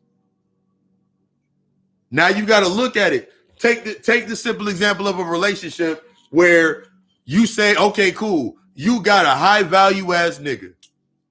Nigga got standards. Can you live up to those? That nigga got standards. Nigga ain't got conditions. See, from the lower state of self, you got conditions. You got conditions. You'll compromise your standards based on your conditions. If old boy can come in and knock the bottom loose out of your fucking pussy right now, you'll compromise your standards. You in your lower state of self. If shorty can come over and lick in between your asshole and your gooch and your balls and make you cringe the right way, you'll compromise your fucking standards. You in your lower state of self. You'll do whatever it takes to keep that condition set. Your mother did whatever it took to keep that condition set for a fix. I talked about that last week with the generational trauma. Your mama did whatever for her fix. Your dad did whatever for his fix. In the emotional state that they were in, that's where you were birthed. And until you assess that with yourself, you're going to keep birthing things in that same narrative. Not just kids, your job, your car, your house. Think about it. Really think about it. Think about how you got your last. Think about the building of your entire space. You got your apartment, you got your crib, you got your house. Think about the emotions that were underlying when you created that space. You created that based on the emotional imprints. Until you assess those emotional imprints, that space is going to piss you the fuck off. Everything that come in that space going to piss you off. You're going to spend, this is when you start spending more time at your job than at your house. You start spending more time outside of your house than inside of your house. Because inside of your house, you are reminded of your regrets. But if you got somebody else inside of your house that comes into your space, everybody that comes to your house sees an opportunity where you see obstacles. So now you got to look back at everybody that's ever came to your house. What did they do? Your house was an opportunity to them because it was an obstacle for you. It was a buffer for you. So they came into your house, it was an opportunity. Whether it was to wash clothes, whether it was to sit over there and drink, whether it was to watch TV, they saw an opportunity inside of your space. It was based in the emotional aspect.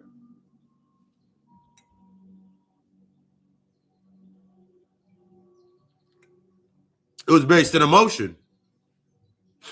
So now that you're getting triggered a lot more lately, now you got to look at your past and bring it into the present.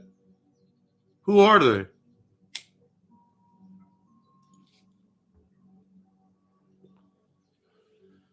I had my friends, my circle has never been no more than 4 people ever.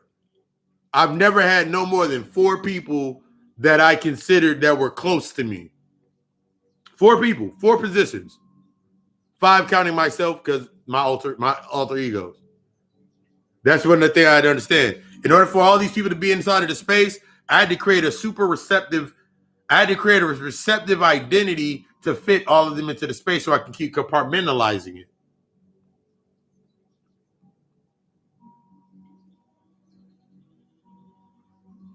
See what I said? For every person that's in your space, you are a different identity.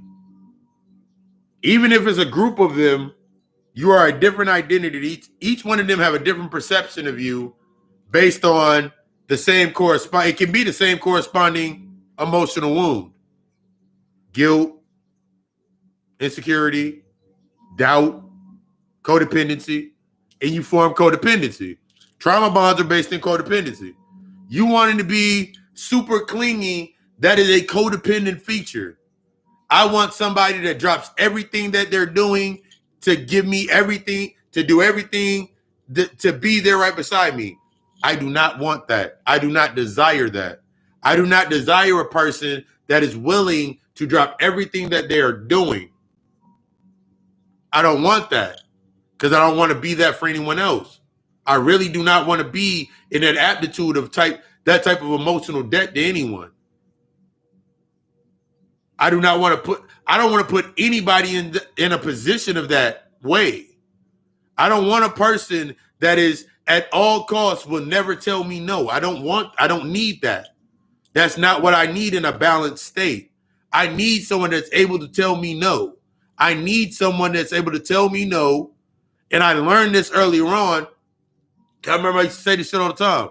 Yo, the way that I am is if the woman that's in my life, if she is not able to tell me no, I will run the fuck over them because I knew how I was. I had to accept that.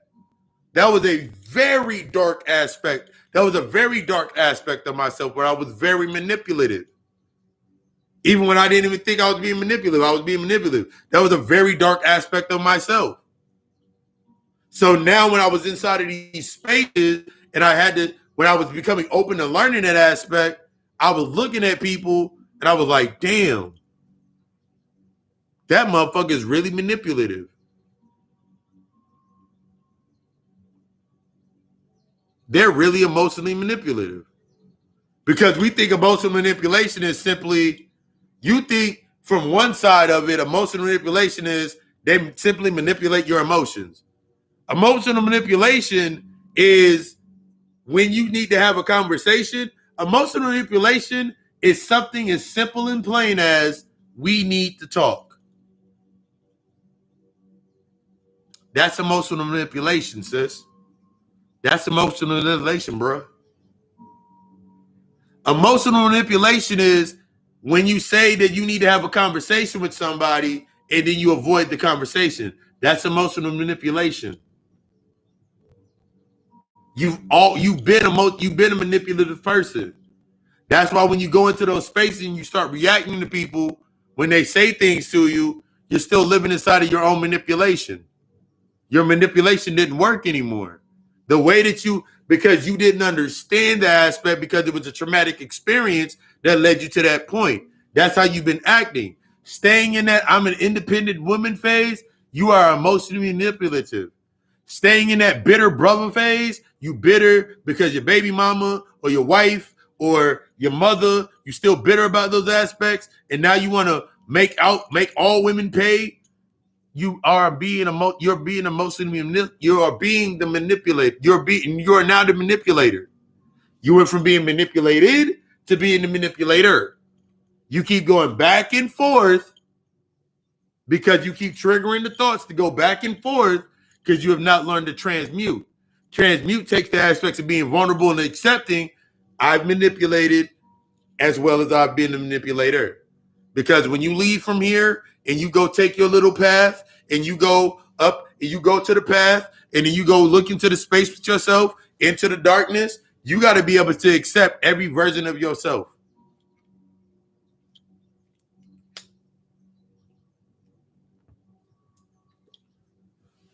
You can't get past me. When you come to the hell realm, you can't get past me because I'll put all your demons in front of you. Until we've discussed all of your demons, you ain't getting past. You can fake it, can't get past. Because I do not see the physical. That's when you working with real, when you work, nigga, I'm not fucking around. What the fuck? I can tell when you talking in a loop to keep yourself safe. I can tell. I can tell when you're avoiding it. I can tell. I've done it already. I've done it. So every time I present something to you, here is a jar. Here is a jar. Here is the information. Drink this. It'll make you feel better. It'll make you feel better. I don't live inside of the dogmatic loop. I don't live inside of the old paradigm. You can't come to me talking about white people ain't shit because I'm going to say those are our kids. Can't come to me talking about Jesus, fuck Jesus, nigga, I'm Jesus. You can't come to me with that shit anymore. That's the level of me becoming impartial. You can call me the devil, you can call me Jesus. It's the same motherfucking person. There's no more separation with me. I don't separate. I do not compartmentalize. Everything is that one stream of energy, and I can shift that shit into multiple streams. That's how I play with the light. That's how you start playing with that light. But you got to get past this point where you keep feeling like it should be this way, it should be that way. It's the exact way that it needs to be. How it comes up to you is the absolute. You must look at that absolute, and you must look at that absolute as it is you. You must see yourself inside of your absolutes. Whatever comes out is your absolute truth. You don't like it, now you got to assess it and deal with it. You don't want to deal with it, you're going to keep doing the same bullshit. You're going to go all the way back. And this is the thing. You never go all the way back to who the fuck you were in that identity. You only go back to the behavior. You never go back to who the fuck you were. You only go back to the patterns. You never go back to who you were. You only go back to the habits. And then you magnify them. And then you stuck within the hell loop. Now you create more demons. Now you create more demons and more principles of thought based on your traumatic experience. All because you don't want to deal with the traumatic experience. All because you keep saying, if I deal with that, then what about them? What the fuck about them? You're going to get to the point where, when I say you're going to get to the point that you're tired of your own bullshit, that's when they don't matter anymore. That's you. True compassion is being able to look at the people that are around you and truly being able to say they're where they are. They're comfortable. They like to react. They stuck in that reaction. They're comfortable. They're getting what they're getting in that space, and that's cool. That's fine. They're getting exactly what the fuck they want.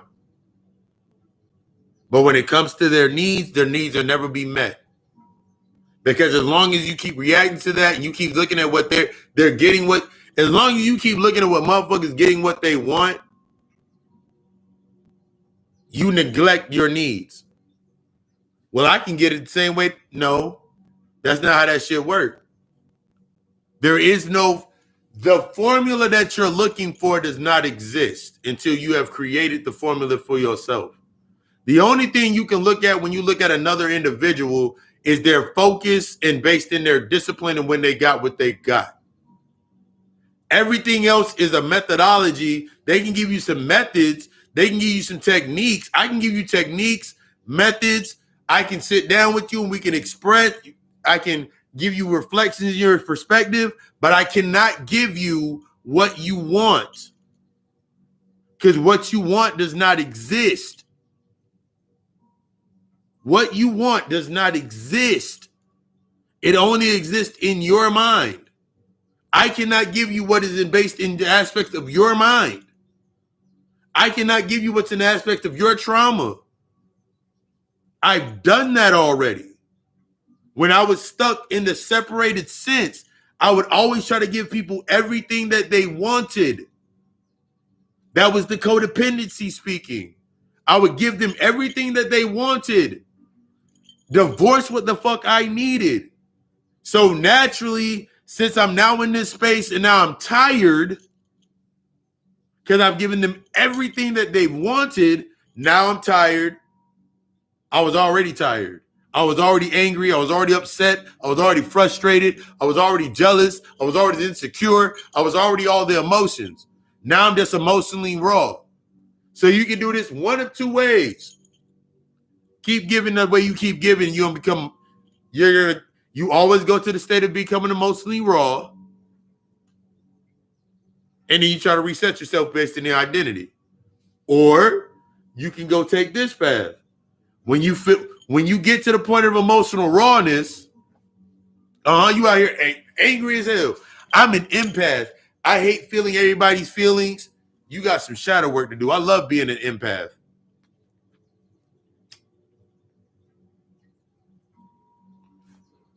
I love my empathic abilities. I love being able to feel. I love being able to transmute that energy and change and flip it around and transmute it. So now, or you can go this way.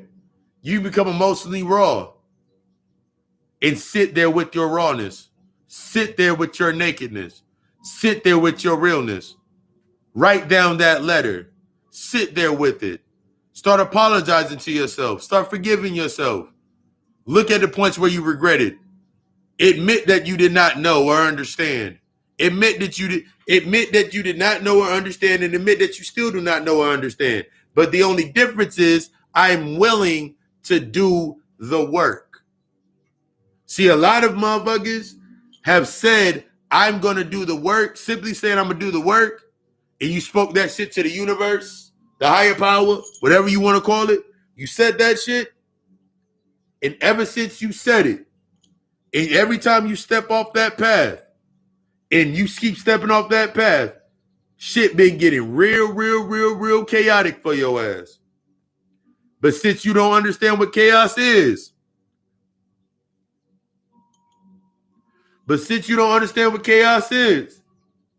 chaos means the new beginning. Since you don't know what the chaos means, you keep reacting to it and saying, oh my God, another person fell. Oh my God, another person got hurt. Oh my God, another person got shot. Oh my God, this just happened. all this is happening, ain't nothing new coming. You are the newness. That is your it's time for you to transition and get back on your path. The heavier your shit, the higher, more energy you got. I promise you, my path led me to this point, and the shit's been great. The ideas, the resource, I'm in resource mode. In this case right now, I'm in resource mode. Like, for example, the first retreat that I'm doing, the first retreat will be in the spring. It will either be middle of the spring or late spring. It will be a men healing retreat. It will be a men's healing retreat. That means it's going to be a men healing retreat. It's going to be a men healing boot camp. 4 days. I've already made the mindset. It's going to be 4 days. It's going to be 4 days. On a Thursday, it's going to start on a Thursday. Orientation, sitting down with me, one-on-ones and all that good shit. Day 2, first exercises. Day 2, gonna have day 2, we're gonna do the exercises. Day 3, gonna be a little split up. Day 4, that's when we're gonna have the fun, and the day 3 gonna be the nice little fun. And then day 3, that's when you get to eat. Oh yeah, I said that. Because this 4 days, for those 3 of those 4 days, ain't gonna be no food. It's gonna be a fast. I already got the plan in my mind. It's gonna be a fast. Water fast. Before you come to the retreat, where it will be at, 4 days before that Thursday, 4 days before, it's gonna be you will be under a 7-day fast. 7-day water fast. Yep, 7-day water fast. So that Sunday starts your fast. Your fast is not over until the next Sunday. That means we'll eat on Sunday. That means we're gonna eat on Sunday. But before that, on Sunday, we're gonna have a nice little fun day. But it will be a boot camp. It don't matter where you at inside of your shadow work, your internal work. That's what I'm building up next. Because after the conversation I had in the last session that I did, we had a conversation. We were like, yo, there's really not any, when you think about retreats, there's always the most healing retreats. And I've been to some of these healing retreats. Most of these healing retreats is like, there'll be like more women than men. 1 second.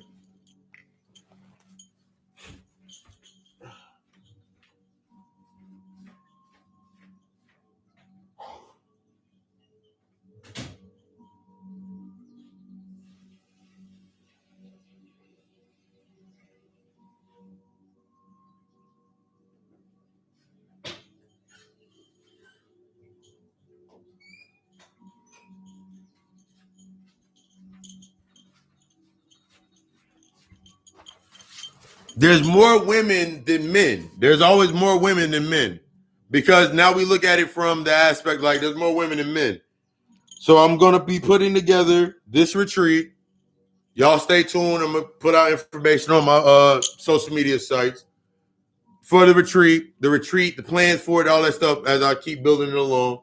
And then I'm going to do, that one's going to be the first one, going to be a men retreat. Then the second retreat will be all-inclusive type. And then the third retreat, I might do a women's retreat aspect to that nature. But like, I'm going to start doing these retreats. That's the type of resource time that I'm on. So I'm in ultimate opportunity. I'm in opportunities. Like, I can sit down and like an opportunity, a chance or an opportunity to do some things for me. And here's the key. You've always had the opportunities come to you. But based on that negative aspect of your automatic thought, the first thing that you thought about is like, I can't do this. I don't like days off. I can't. What do you mean I can't have weekends off? What you mean I can't do this? You're looking at the damn conditions. You're looking at the conditions. You're looking at the standards that will challenge you to raise your standard. You're looking at those standards and you're like, I can't do this. Immediately when you look at it, you can't do it. Now you're scared of it. Now you got to look at everything. Not only, but the crazy part about it is You looking at everything you can't do is only based on what you already haven't done. Take the I'll give you an example. I got one thing to do to go get my license. All I got to do is go down there, do the little restoring aspect, got my license back. There's no rush for it. But that's all I have left to do. Before it came to that point, every opportunity that I had that required me to have a license and to drive, I'm looking at those opportunities and I'm like, man, damn, I got to go pay $1,000 to I got to go pay this money to my lawyer. I got to go do this and this and this. I ain't got enough money for that right now. But then I'm looking at my spending habits. I ain't got the money that I'm thinking, but I'm like, wait.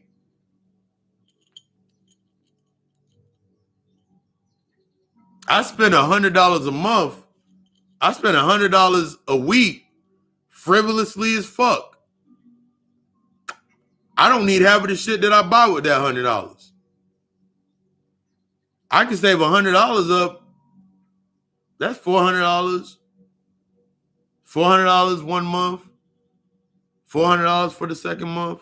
$400 that's $1,200. Regardless of when I go do what I need to go do, it's gonna be there because I already know the price. So what's stopping me from doing it? My habits, my patterns, and my behaviors. I don't have any discipline. I'll just wait until I hit that scratch off, or I'll just wait until I get my bonus, or I'll just wait until this happens, or maybe this nigga should do this, or maybe that bitch should be doing this. I'll just wait for that to happen. And when that happens, then I'll do it. But think about where you put your intentions at. You put your intentions into your conditions. Your conditions are just that. They're conditions based on the emotional algorithm.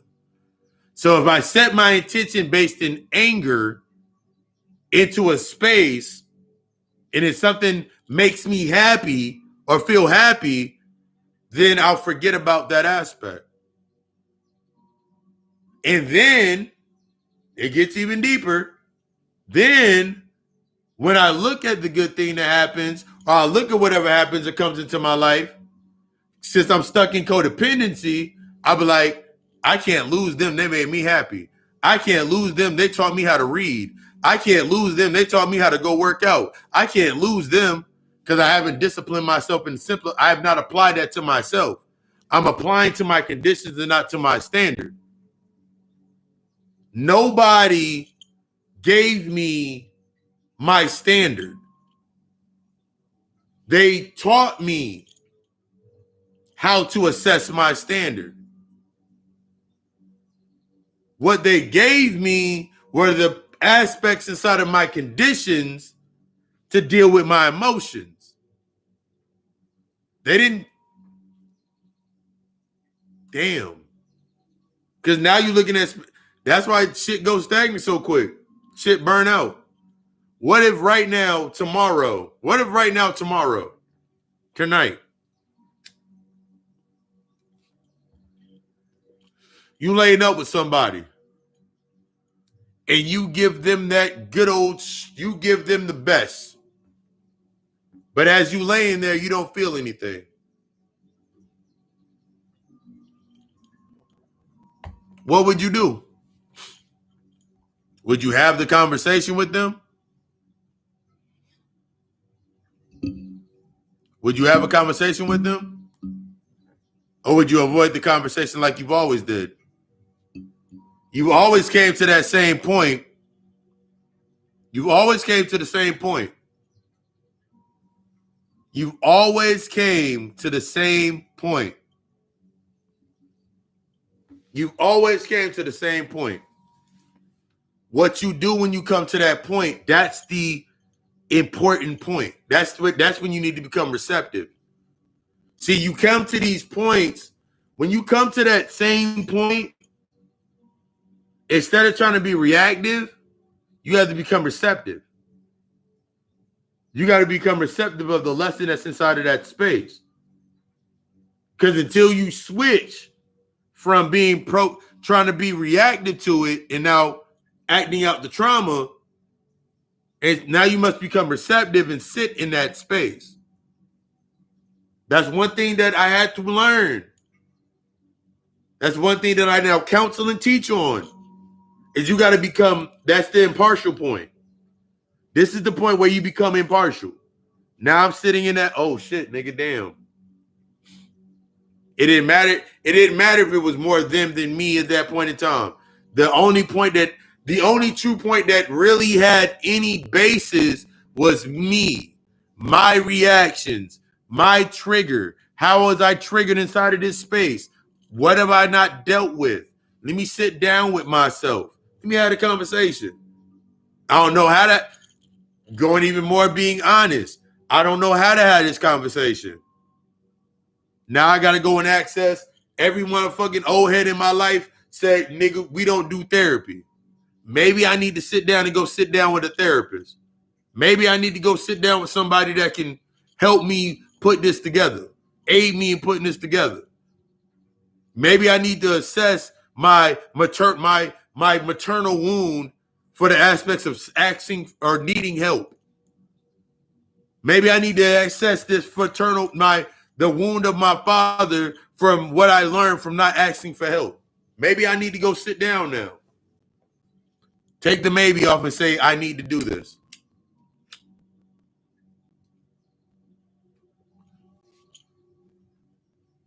Because until you do it, you're only going to keep getting the same shit. You'll leave that relationship tomorrow. And in 6 to 7 months, you'll have another relationship just like that. That will magnify those conditions. And then you'll go and be like, I'm tired of these narcissistic ass motherfuckers. I'm tired of these motherfuckers that don't have emotions. I'm tired of these motherfuckers that don't like sharing. I'm tired of these motherfuckers that laugh at me when That's how you treat your own fucking emotions. You keep your shit on the side. You put your emotions on the side. You have no accountability with them.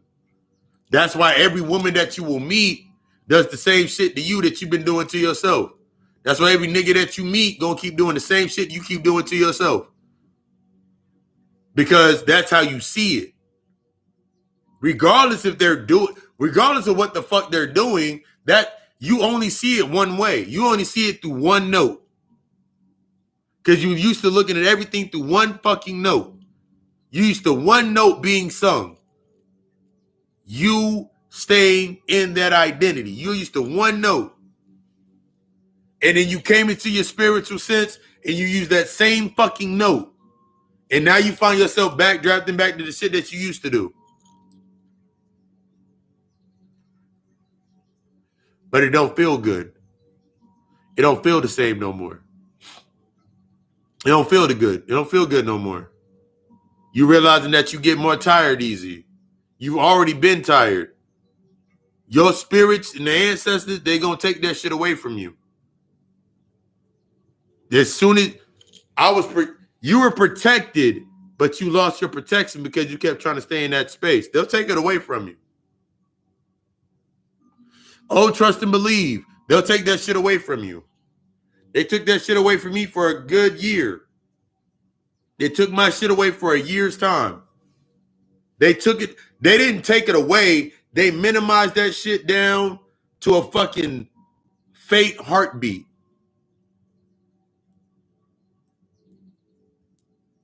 When I was sitting in that space being homeless, no place to stay, they took that shit down to a flutter. I knew they were there because I still had all the same signs, but the signs were magnified. See that shit? That identity got to be taken away so you can really see these damn signs. What you keep seeing, the dreams you keep having, those aspects you keep having in your... Keep going. Keep going. It's always been there. You just don't want to look at it. You want to keep looking at it from your physical state. You want to keep looking at it from the emotional relevance. I want to be happy. Have you learned to be happy yet? to yourself? Have you learned the routines and the disciplines of you being happy? Yep, murder by numbers. Have you learned the process of being happy? Do you know what true happiness looks like? Do you know what true happiness looks like? Happiness is that discipline. Yep, lights, all that shit. You sitting there like, man, maybe you in the space. What are you doing with it?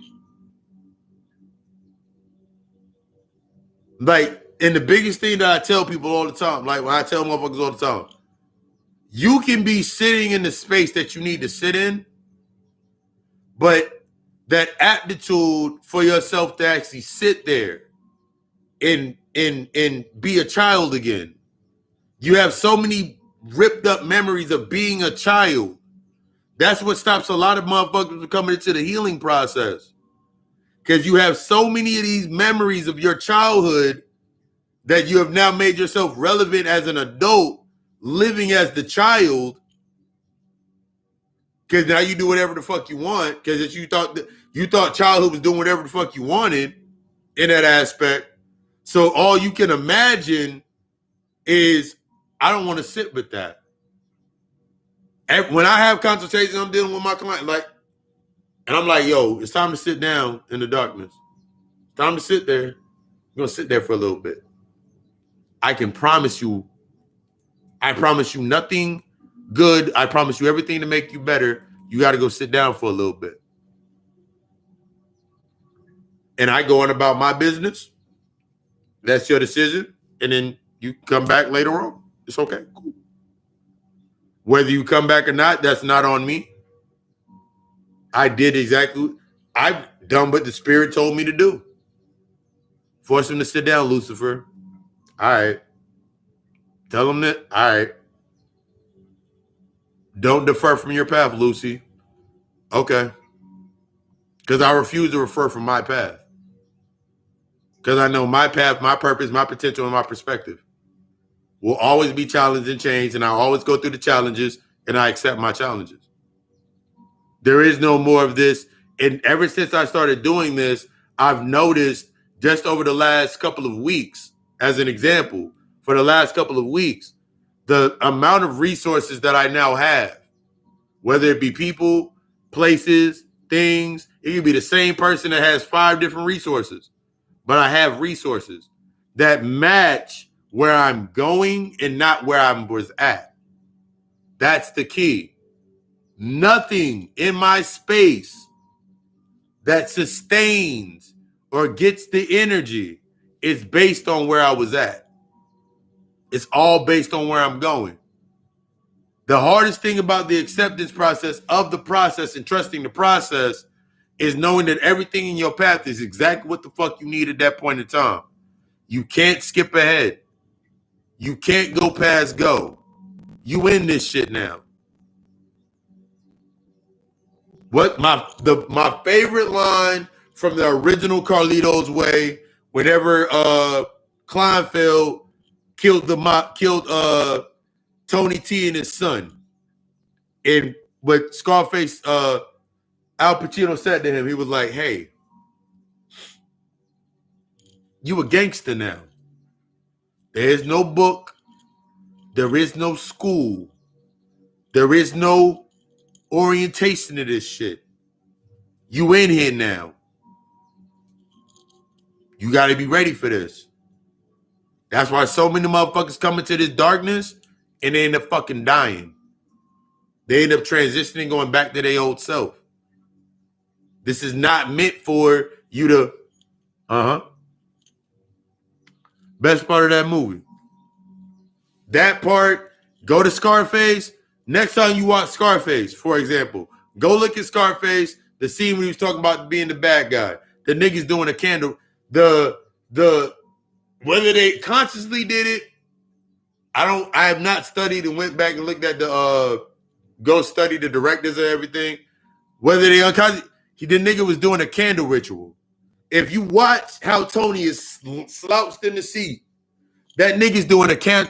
The nigga's doing is a The scene or the ritual that you're seeing is a candle ritual. The motherfucker speaking into the candle. That's when that nigga got up, he started falling and shit. That's when that nigga did that whole pile of cocaine and shit. That nigga was on his way to release. That nigga was about to die. That nigga transitioned. That nigga did not do the necessary aspects to become Sosa. That's why Sosa shot that nigga. That's why Sosa came up, shot the nigga in the back, and then left. That nigga did not do the necessary work to become Sosa. Y'all niggas out here trying to do this shit. You're not ready to become Sosa. It's okay. I want to be Sosa. All right, cool. I want to be El Chop. Okay, cool. Welcome to that path. Welcome to that walk.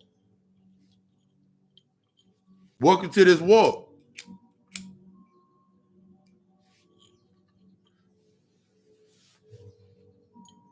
Everything that you are trying to achieve,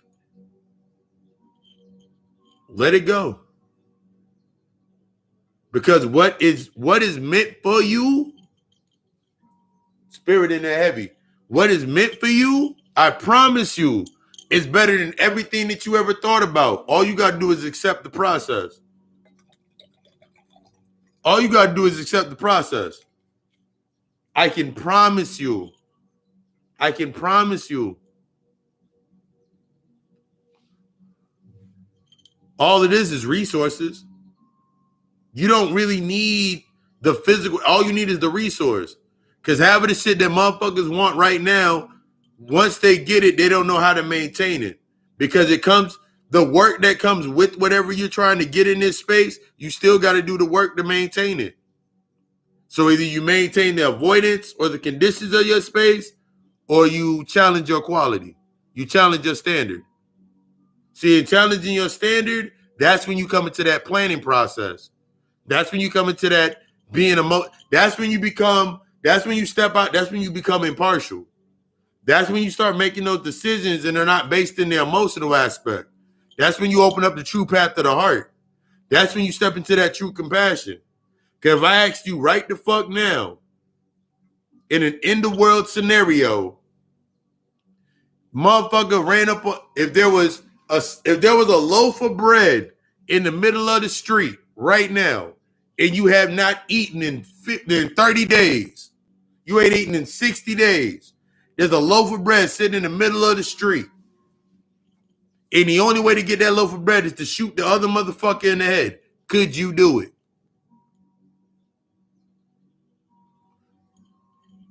Could you do it? Could you deal with? Because remember, it's going to rattle it's always going to rattle back into the places where you have not integrated yet. So think about that. I want you to really think about this shit. If you have not integrated to the point where you've integrated with your shadow, and you got to go shoot some nigga in the fucking head, or you got to go shoot a mother in the head, or you got to go shoot a kid in the head. You got to shoot a little kid in the head, or you got to shoot your mother, you got to go shoot a woman in the head, you got to go shoot a man in the head so you can survive. Would you be willing to do that shit? Could you do it? See, fuck the pansy ass question. Like, ooh, I want to make. Could you do it? If you knew that shooting this person in the head,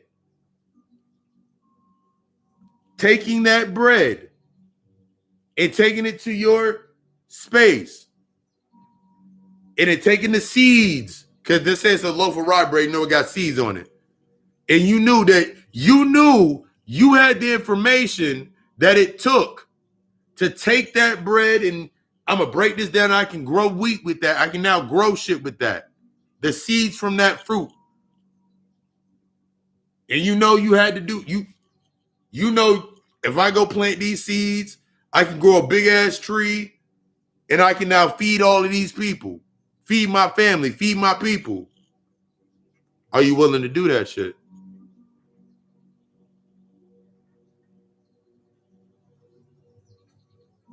See, those are the questions that challenge your humanity.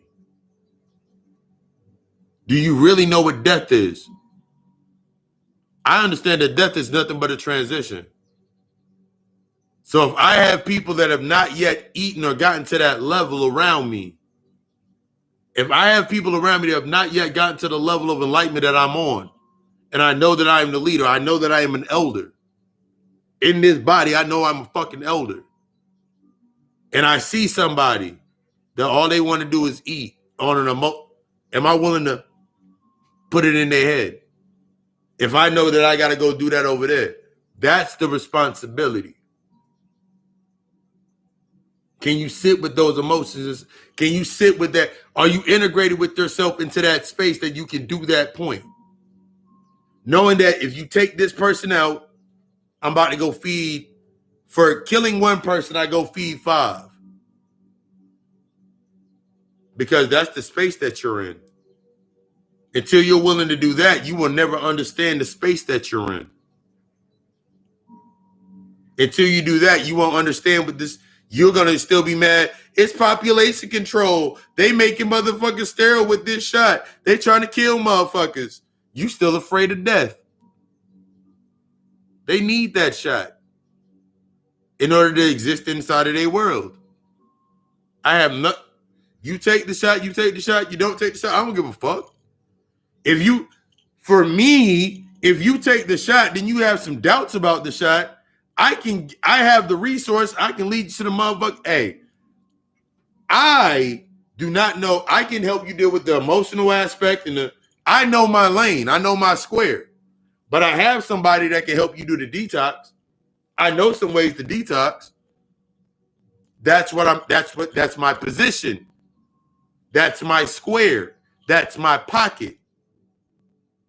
I'm not going to step out. I am the pocket that I'm in for a reason. I ain't there to be like, hoo, oh my God, it happened, and let's go cry about it. We ain't crying. We can cry. We can grieve. We can cry. We can do that aspect. But after all the tears go away, after all the tears fall, after all the blood dries up, let's do the work. That's where I'm at with my mindset. If you're not willing to do the work, then there's nothing we can do. There's nothing I can do for you. I'm empathetic, not sympathetic. Sympathetic is it's not your fault. As me being the empathetic one, it's okay. You didn't know. Now it's time. Are you willing? All I literally tell you is, are you ready to learn? Your body language, your energy will tell me that before I won't even ask here's the thing. I'm not going to ask the question. Not unless I know you're ready. Are you ready for that level with yourself? I'm not asking shit. Not unless I know you're ready. I'm in that elder seat. I'm only going to say it one time. You ask me again. I'm going to judge your energy. I'm going to discern your energy and be like, all right, cool. They really want to understand some shit. They're not from a space of they want me to do it for them. They really want to understand. They want to run a breakdown. I'll break it down some more. But after that, like, okay, cool. What did I say? Are you ready for that level with yourself? Because that's how you become. That's how you unlock that abundance. That's how you unlock this abundance. Similar to what I gave out that aspects with the healthcare shit, the home healthcare aspect, or you want to get put on to the nigga that does the trucking thing where you don't need a CDL to drive trucks. I got that nigga information on my phone too.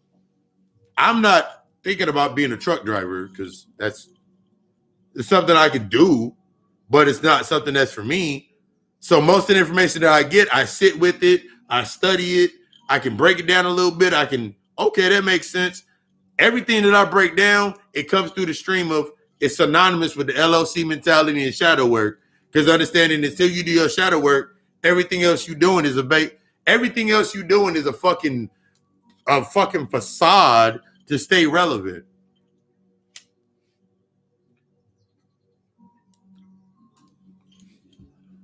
Like one of the things that you will be doing, When I break down this when I do the first men healing retreat, you will cry. You will cry. You will cry. You will get upset. You'll want to fight. You'll want to do all of that shit coming up. Even if you didn't think it was there, it's gonna come up. Because I have the exercises. The spirits, my motherfuckers, they gave me the exercises to break y'all motherfuckers down. So if you're willing to go through that, let's do it. But before then, like, what you want to do now? Where do you want to be with your life? Where do you stop seeing your life in a certain aspect? I let that go a long time ago. That doesn't mean, here's what I mean by this. That doesn't mean don't see a house, but make it, simplify it. You see yourself in a house. Simplify the house. I don't care if you make the house a little house on the prairie, but when you walk in that bitch got 19 bedrooms. Simplify, you see yourself in a house. You see yourself in a car. You see yourself in this. You see yourself in whatever it is. The more that you start to simplify it, the more you start to simplify it, the more you move in this state of gratitude with it. Now you accept every space that you go into. Because I talked about that shit. I talked about that all week. I talked about it actually Wednesday. Everything that I do is from a 1-bedroom apartment. Here's the lecture space. In the same space, every Monday, put together the podcast. On every Sunday, I sit right here in this same space, put together music. Yeah, don't make it complicated.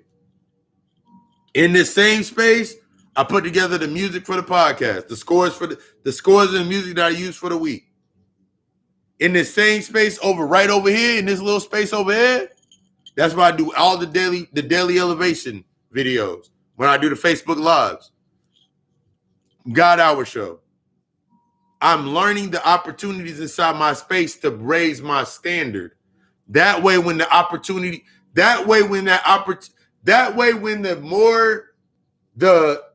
more expansive opportunity comes, I'm already in that role. See, you got to become that role. A lot of times we don't want to become the role that it takes to get to that space. You want to skip the steps, and then you got to deal with the conditions and compromise you compromise your damn standards.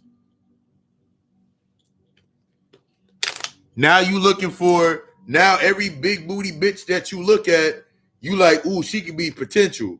Now every nigga that got a bank account, that nigga got potential. Every nigga that has his head on his shoulders, that nigga got potential. But where are your standards at?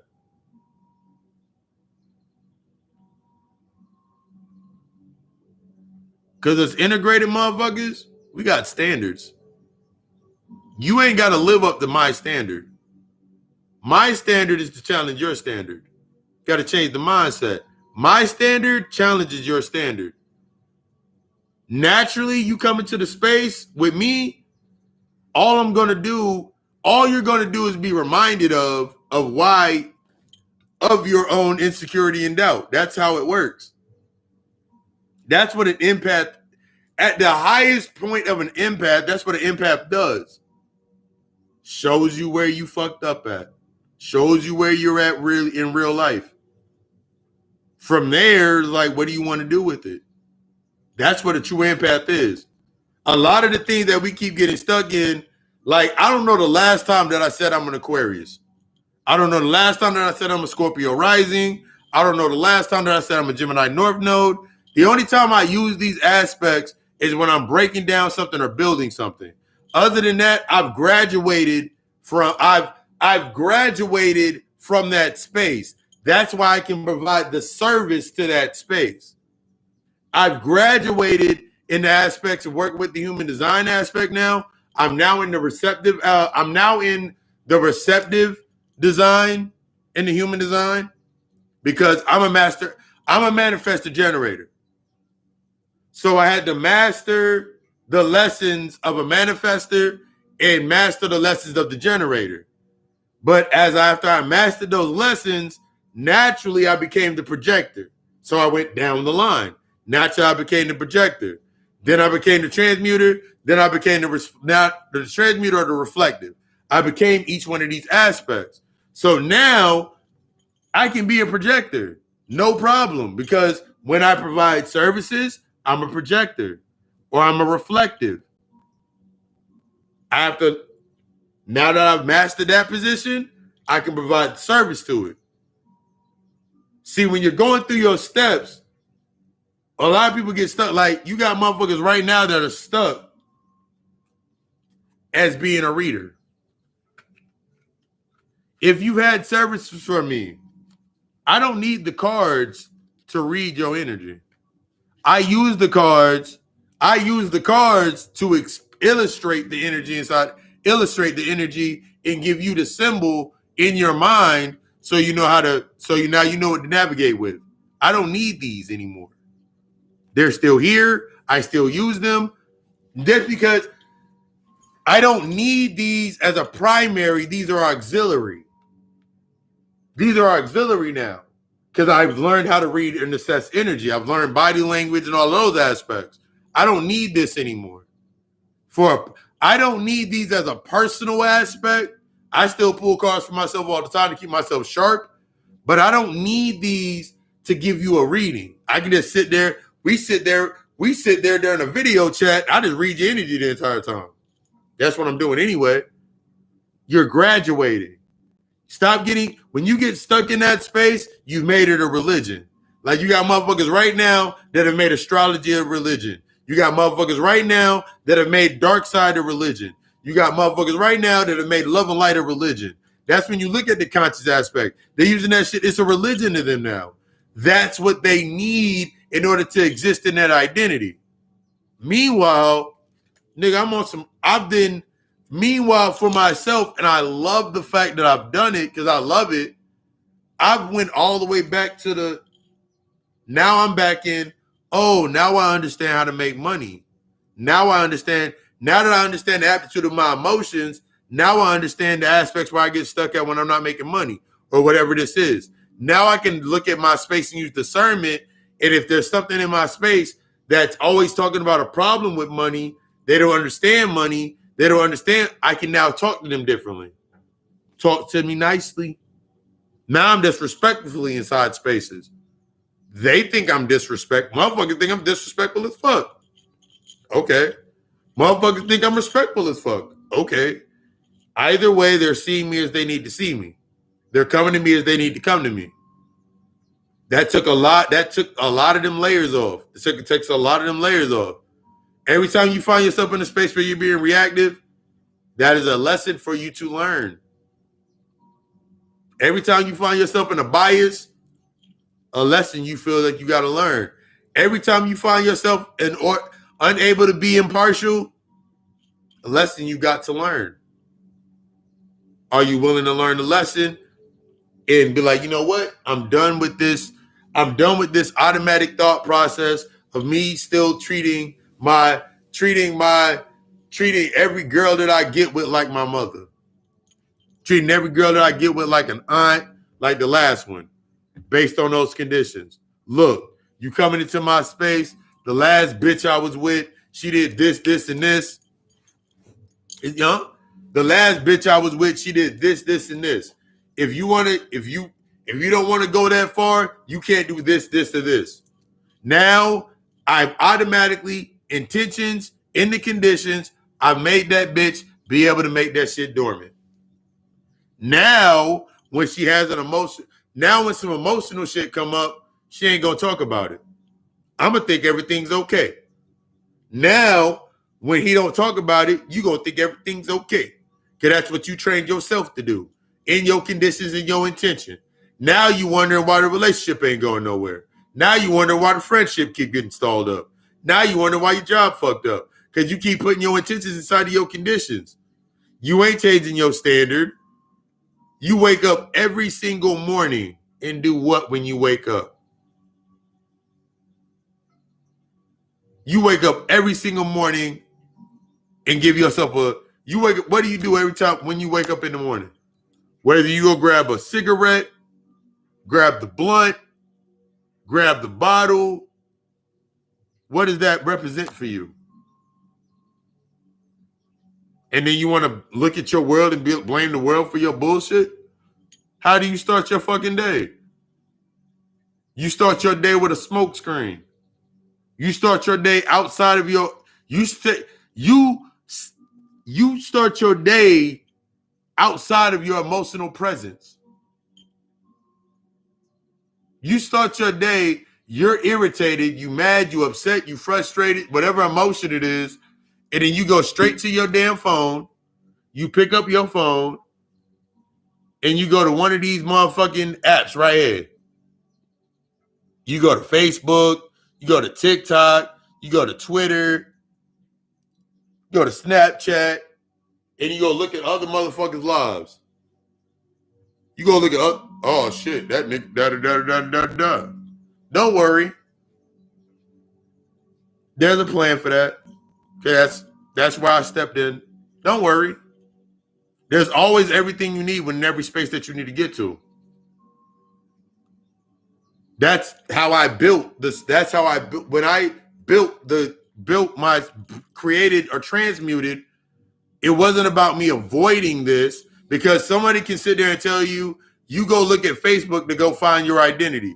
You go to Instagram to go find your identity. You go to your phone to go find your identity. And that's what most people do from the traumatic experience. Instead of me sitting there saying, oh, that's evil, that's bad, instead of you sitting in the space and being like, yeah, I'm going to stop. You may need to take a fast off your shit. But for me, I've already went past that point. So I know how to use it. So that's why every day, that's why you see when you go look at my Facebook page, everything's there to trigger your ass. Whether it's one of my videos, whether it's an advertisement, that's digital real estate for me. I place all that in there. You gonna see something, it's gonna hit you. That's the intention. My intention is in the quality of the standard. I make sure that it's at a quality so it does exactly what it's supposed to do. But since I'm not doing it based on my intentions are not based on my conditions, when it does hit you, you got one or two choices. Either you go unfollow it, or you're going to be like, nigga, I need to go sit down with that nigga. That's what you're doing with your work. You've always been on your square. You've always been in the position. It's what you do with that position. Are you moving from an authentic state of self, or are you still moving from that facade that you keep telling yourself? You can keep telling yourself that I'm doing this, this, and this, but in reality, it always shows up what it really is there for. What is its basis based on your condition? It always shows the fuck up. I don't care what you do. It always shows the fuck up. You've had those examples. Young Pharaoh, Brother Prolite, Nature Boy, go all the way back, talk about the nigga Bobby Hemmett had the hit out on Dr. York. You've seen the shit with Derek Jackson. You've seen all these. You've seen the aspects with Kevin Samuels. The motherfuckers keep calling the nigga gay, but the nigga's still in his space. Still, the nigga still standing on the square. You've seen all the examples that you need to see. But if you look at it from the conditional standpoint or the emotional standpoint, then you'll be like, yeah, you're looking for agreements. I ain't looking for agreements when I look at them motherfuckers. Therefore, I get the message. I get the point. And I just keep moving forward.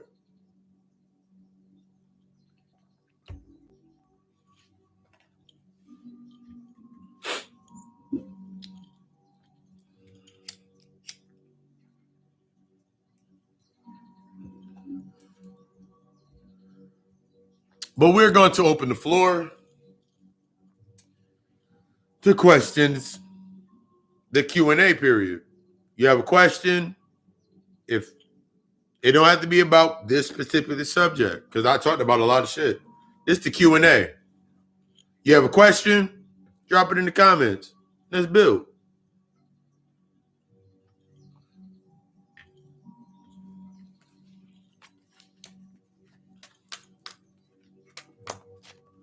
Hey. If you just coming in, this is the Q&A period. You have any question? You have a question? You have a question? You have a question? Go ahead and drop that question in the comments. Also doing the readings. You know, I do the readings.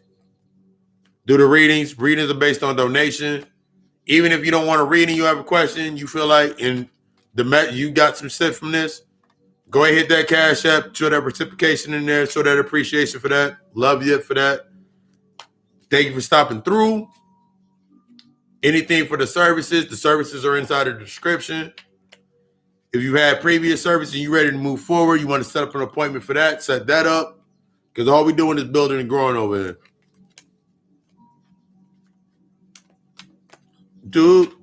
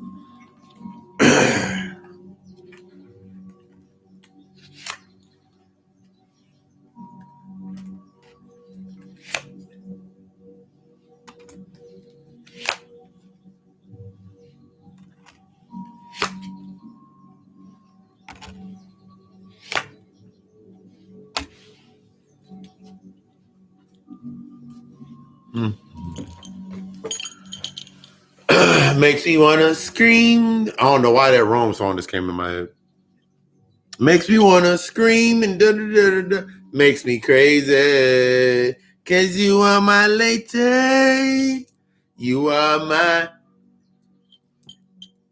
As I go back and think about that damn song, and I think about a lot of these damn songs, a lot of these songs cater to trauma bonding. If I go back and listen to the Carl Thomas song right now, if you go back and listen to the Carl Thomas song right now, the emotional song, I think that's the title of it, Emotional. That was some of that bonded you to traumatic, the most codependent aspect. When I go back and listen to a lot of the music that I listen to, a lot of it was based on trauma bonding. 801s. 801s represents the positioning. Whether you are listening to it now, you're going to listen to the replay. 801s represents the aspects of the decision of moving forward, the swiftness of your moving forward, the decision, like, yeah, I've been fucking around a lot. I've been bullshitting. I've been holding myself back. I've known what I needed to do for a long period of time, and I've just been holding myself back. I've been waiting for things to happen, but I haven't been putting no plans into action. When I think about the 8 of Wands, it's what that represents. It represents that cycle, that infinite cycle of me sitting in a space. I know what I need to do, but I'm waiting for other things to happen. I'm here to tell you right now, that shit's not going to happen. You're waiting for something to happen. You wait for something to pop off. If you've done everything that you needed to do in that space, and I'm talking about being honest with yourself, that means moving past the point of reaction. That means you've acknowledged. That means you brought things to the surface. That means you had that conversation, not so much with the space, but with yourself. What is the space showing you that you need to have a conversation with yourself about? What is the relationship showing you that you need to have that conversation with yourself about? What is the job showing you that you need to start You mad at your job for not giving you an advancement, but now you got to look at yourself and like, where are you not giving what points or areas in your life have you not given yourself that advancement? Something as simple as, and I use from my personal experience, me thinking about my old job. My old job can do nothing for my old job cannot do anything for me based on where I'm at now in the truth or the authentic aspects of myself. My job was a part of the lesson in learning my truth. It was not based on my truth. It was based on me learning my truth. That relationship is based on me learning my truth. But I keep replacing aspects of variables in that relationship, whether it's an emotional conduit, whether it's this, that. I keep replacing these points because I'm not ready to deal with that truth. That goes into that king of swords, that king of pentacles, that big head syndrome. Are you trying to hold on to these aspects of your material based on the big head syndrome? That means you want to stay in that space, the big head syndrome. That means when you go into a space, you know exactly what to say. You know exactly how to react. You know exactly what to say and how to react. You know exactly how you go and feel, so you stay within that space. That's that big head syndrome. I know if I go, like, give an example, as an example, I know if I went to my mom's house 3 years ago, I know going to my mom's house, I know my mom is going to make my head even bigger. You're doing so many good things. My mom is going to validate me only in spaces where I've not yet validated myself. My friends in that space, the people in my space, if they're validating me and I'm feeling the emotional aspects of that validation, whether I feel it or not, or here's the key with validation to yourself. I don't need anybody to tell me that I am what I am. Because every time that I tell myself these things, it's from the most humble space. When I tell myself that I'm in gratitude, I am abundant, I am great, I am in peace, I am happy. It's from the truest aspect of me being humble with myself, because I can express it and explain it. It is not based on what I have. It's not based on the physical aspects. It's based on my discipline. It's based on my standard. It's based on me accepting myself, being honest with myself, being honest and being vulnerable, being naked with myself, knowing my desires, understanding my desires without shame or and I have a plan for it. That's when you know you validated yourself. When you're stuck on external validation, it's usually on physical aspects. Oh, because you was in a job, or they bring up something either from your past or from the conditions of your current. So they bring up your past. Remember, you did this back in the day, you were here back in the day, and this happened to you back in the day. Now you ain't there no more. Maybe you need to go there. When you use external validation to avoid where you need to go with inside of yourself, that's where you never go nowhere. That goes into the aspects of that Queen of Swords. The Queen of Swords represents cutting away that ego or that big ass head you got. You see how the big head right here? And you riding on that old aspect? That Queen of Swords represents cutting away that big ass head, cutting away that ego, cutting away that identity, nurturing and understanding the guidance that you're going to find after you cut away from that identity with yourself. That identity no longer serves you a purpose. Feeling in that aspect, that identity no longer serves you a purpose. You trying to stay this emotionally numb asshole ain't going to serve you no purpose. You remaining in this space of, I'm a giver and I feel guilty when I cannot give. That's an identity that you created. It's time to deal with that guilt. It's time to deal with that regret. It's time to deal with those aspects.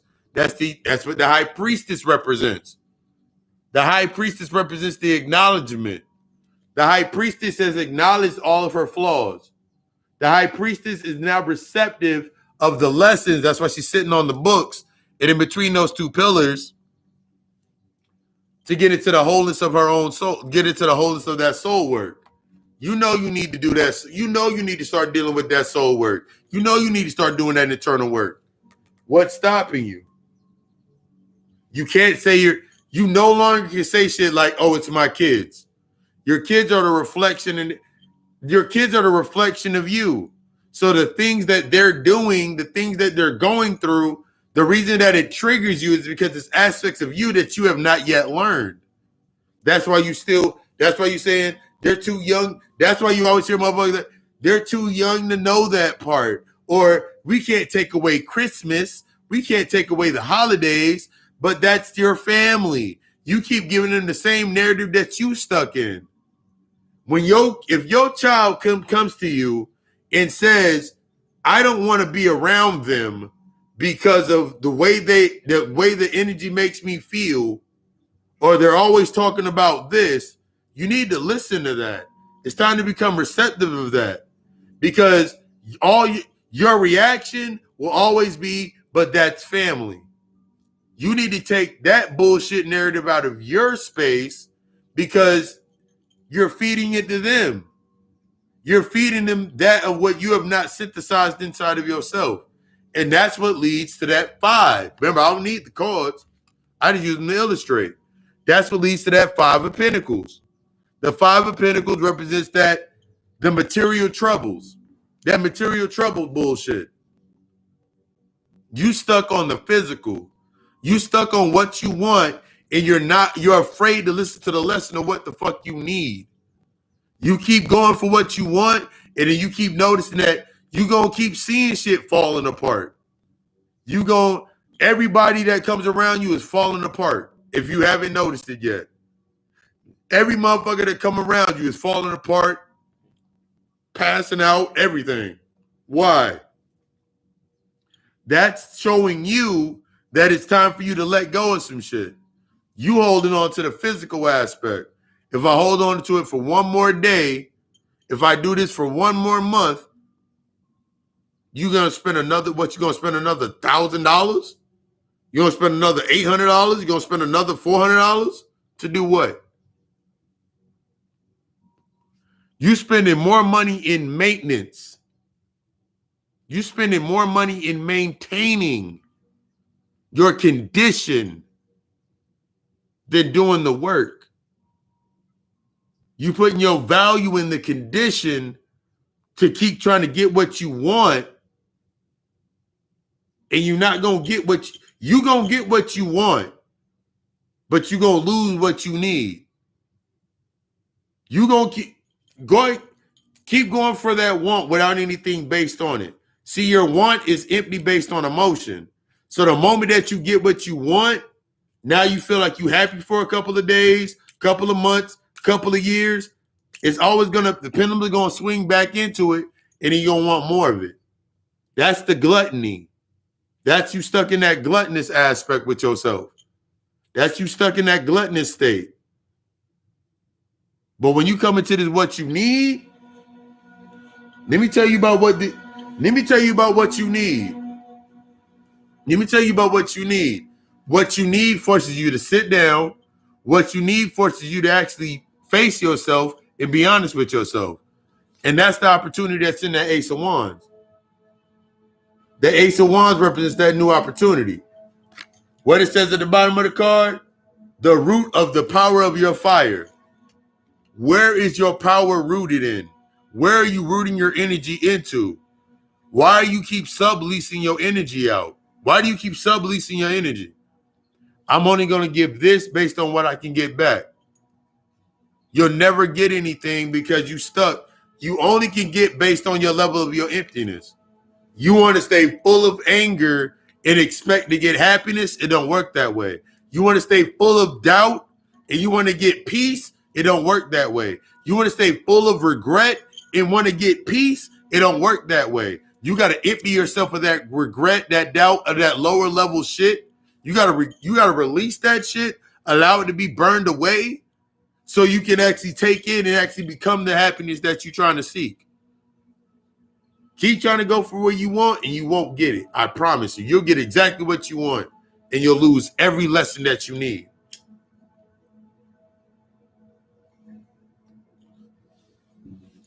But I desire you to be the fucking best. Oh, that was cool.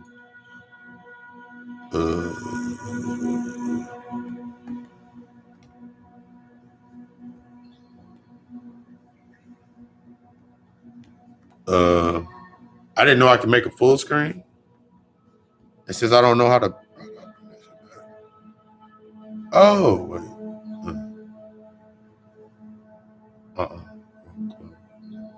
Don't do that.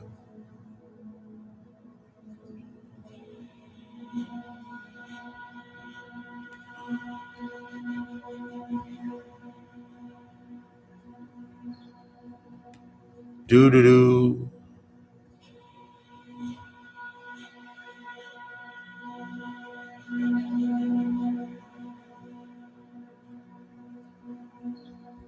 We did something. I don't know what I did. I don't know how to bring back the comments.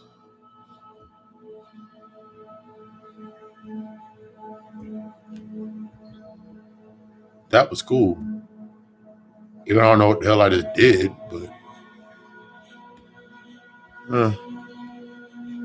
yeah. I can't see the comments because I expanded the screen. I don't know how I just did that, and that's a learning process for me. But I desire you to be the best. In order to become the best, it's time to become honest with yourself.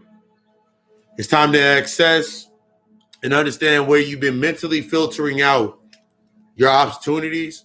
It's time to start accessing that you have been mentally filtering out your own opportunities and making them obstacles. It's time to change that directive. Everything from the shadow, everything from consultations, setting up therapy, getting deeper into that work, everything's available. It's all in the every Tuesday, we do the God Hour podcast.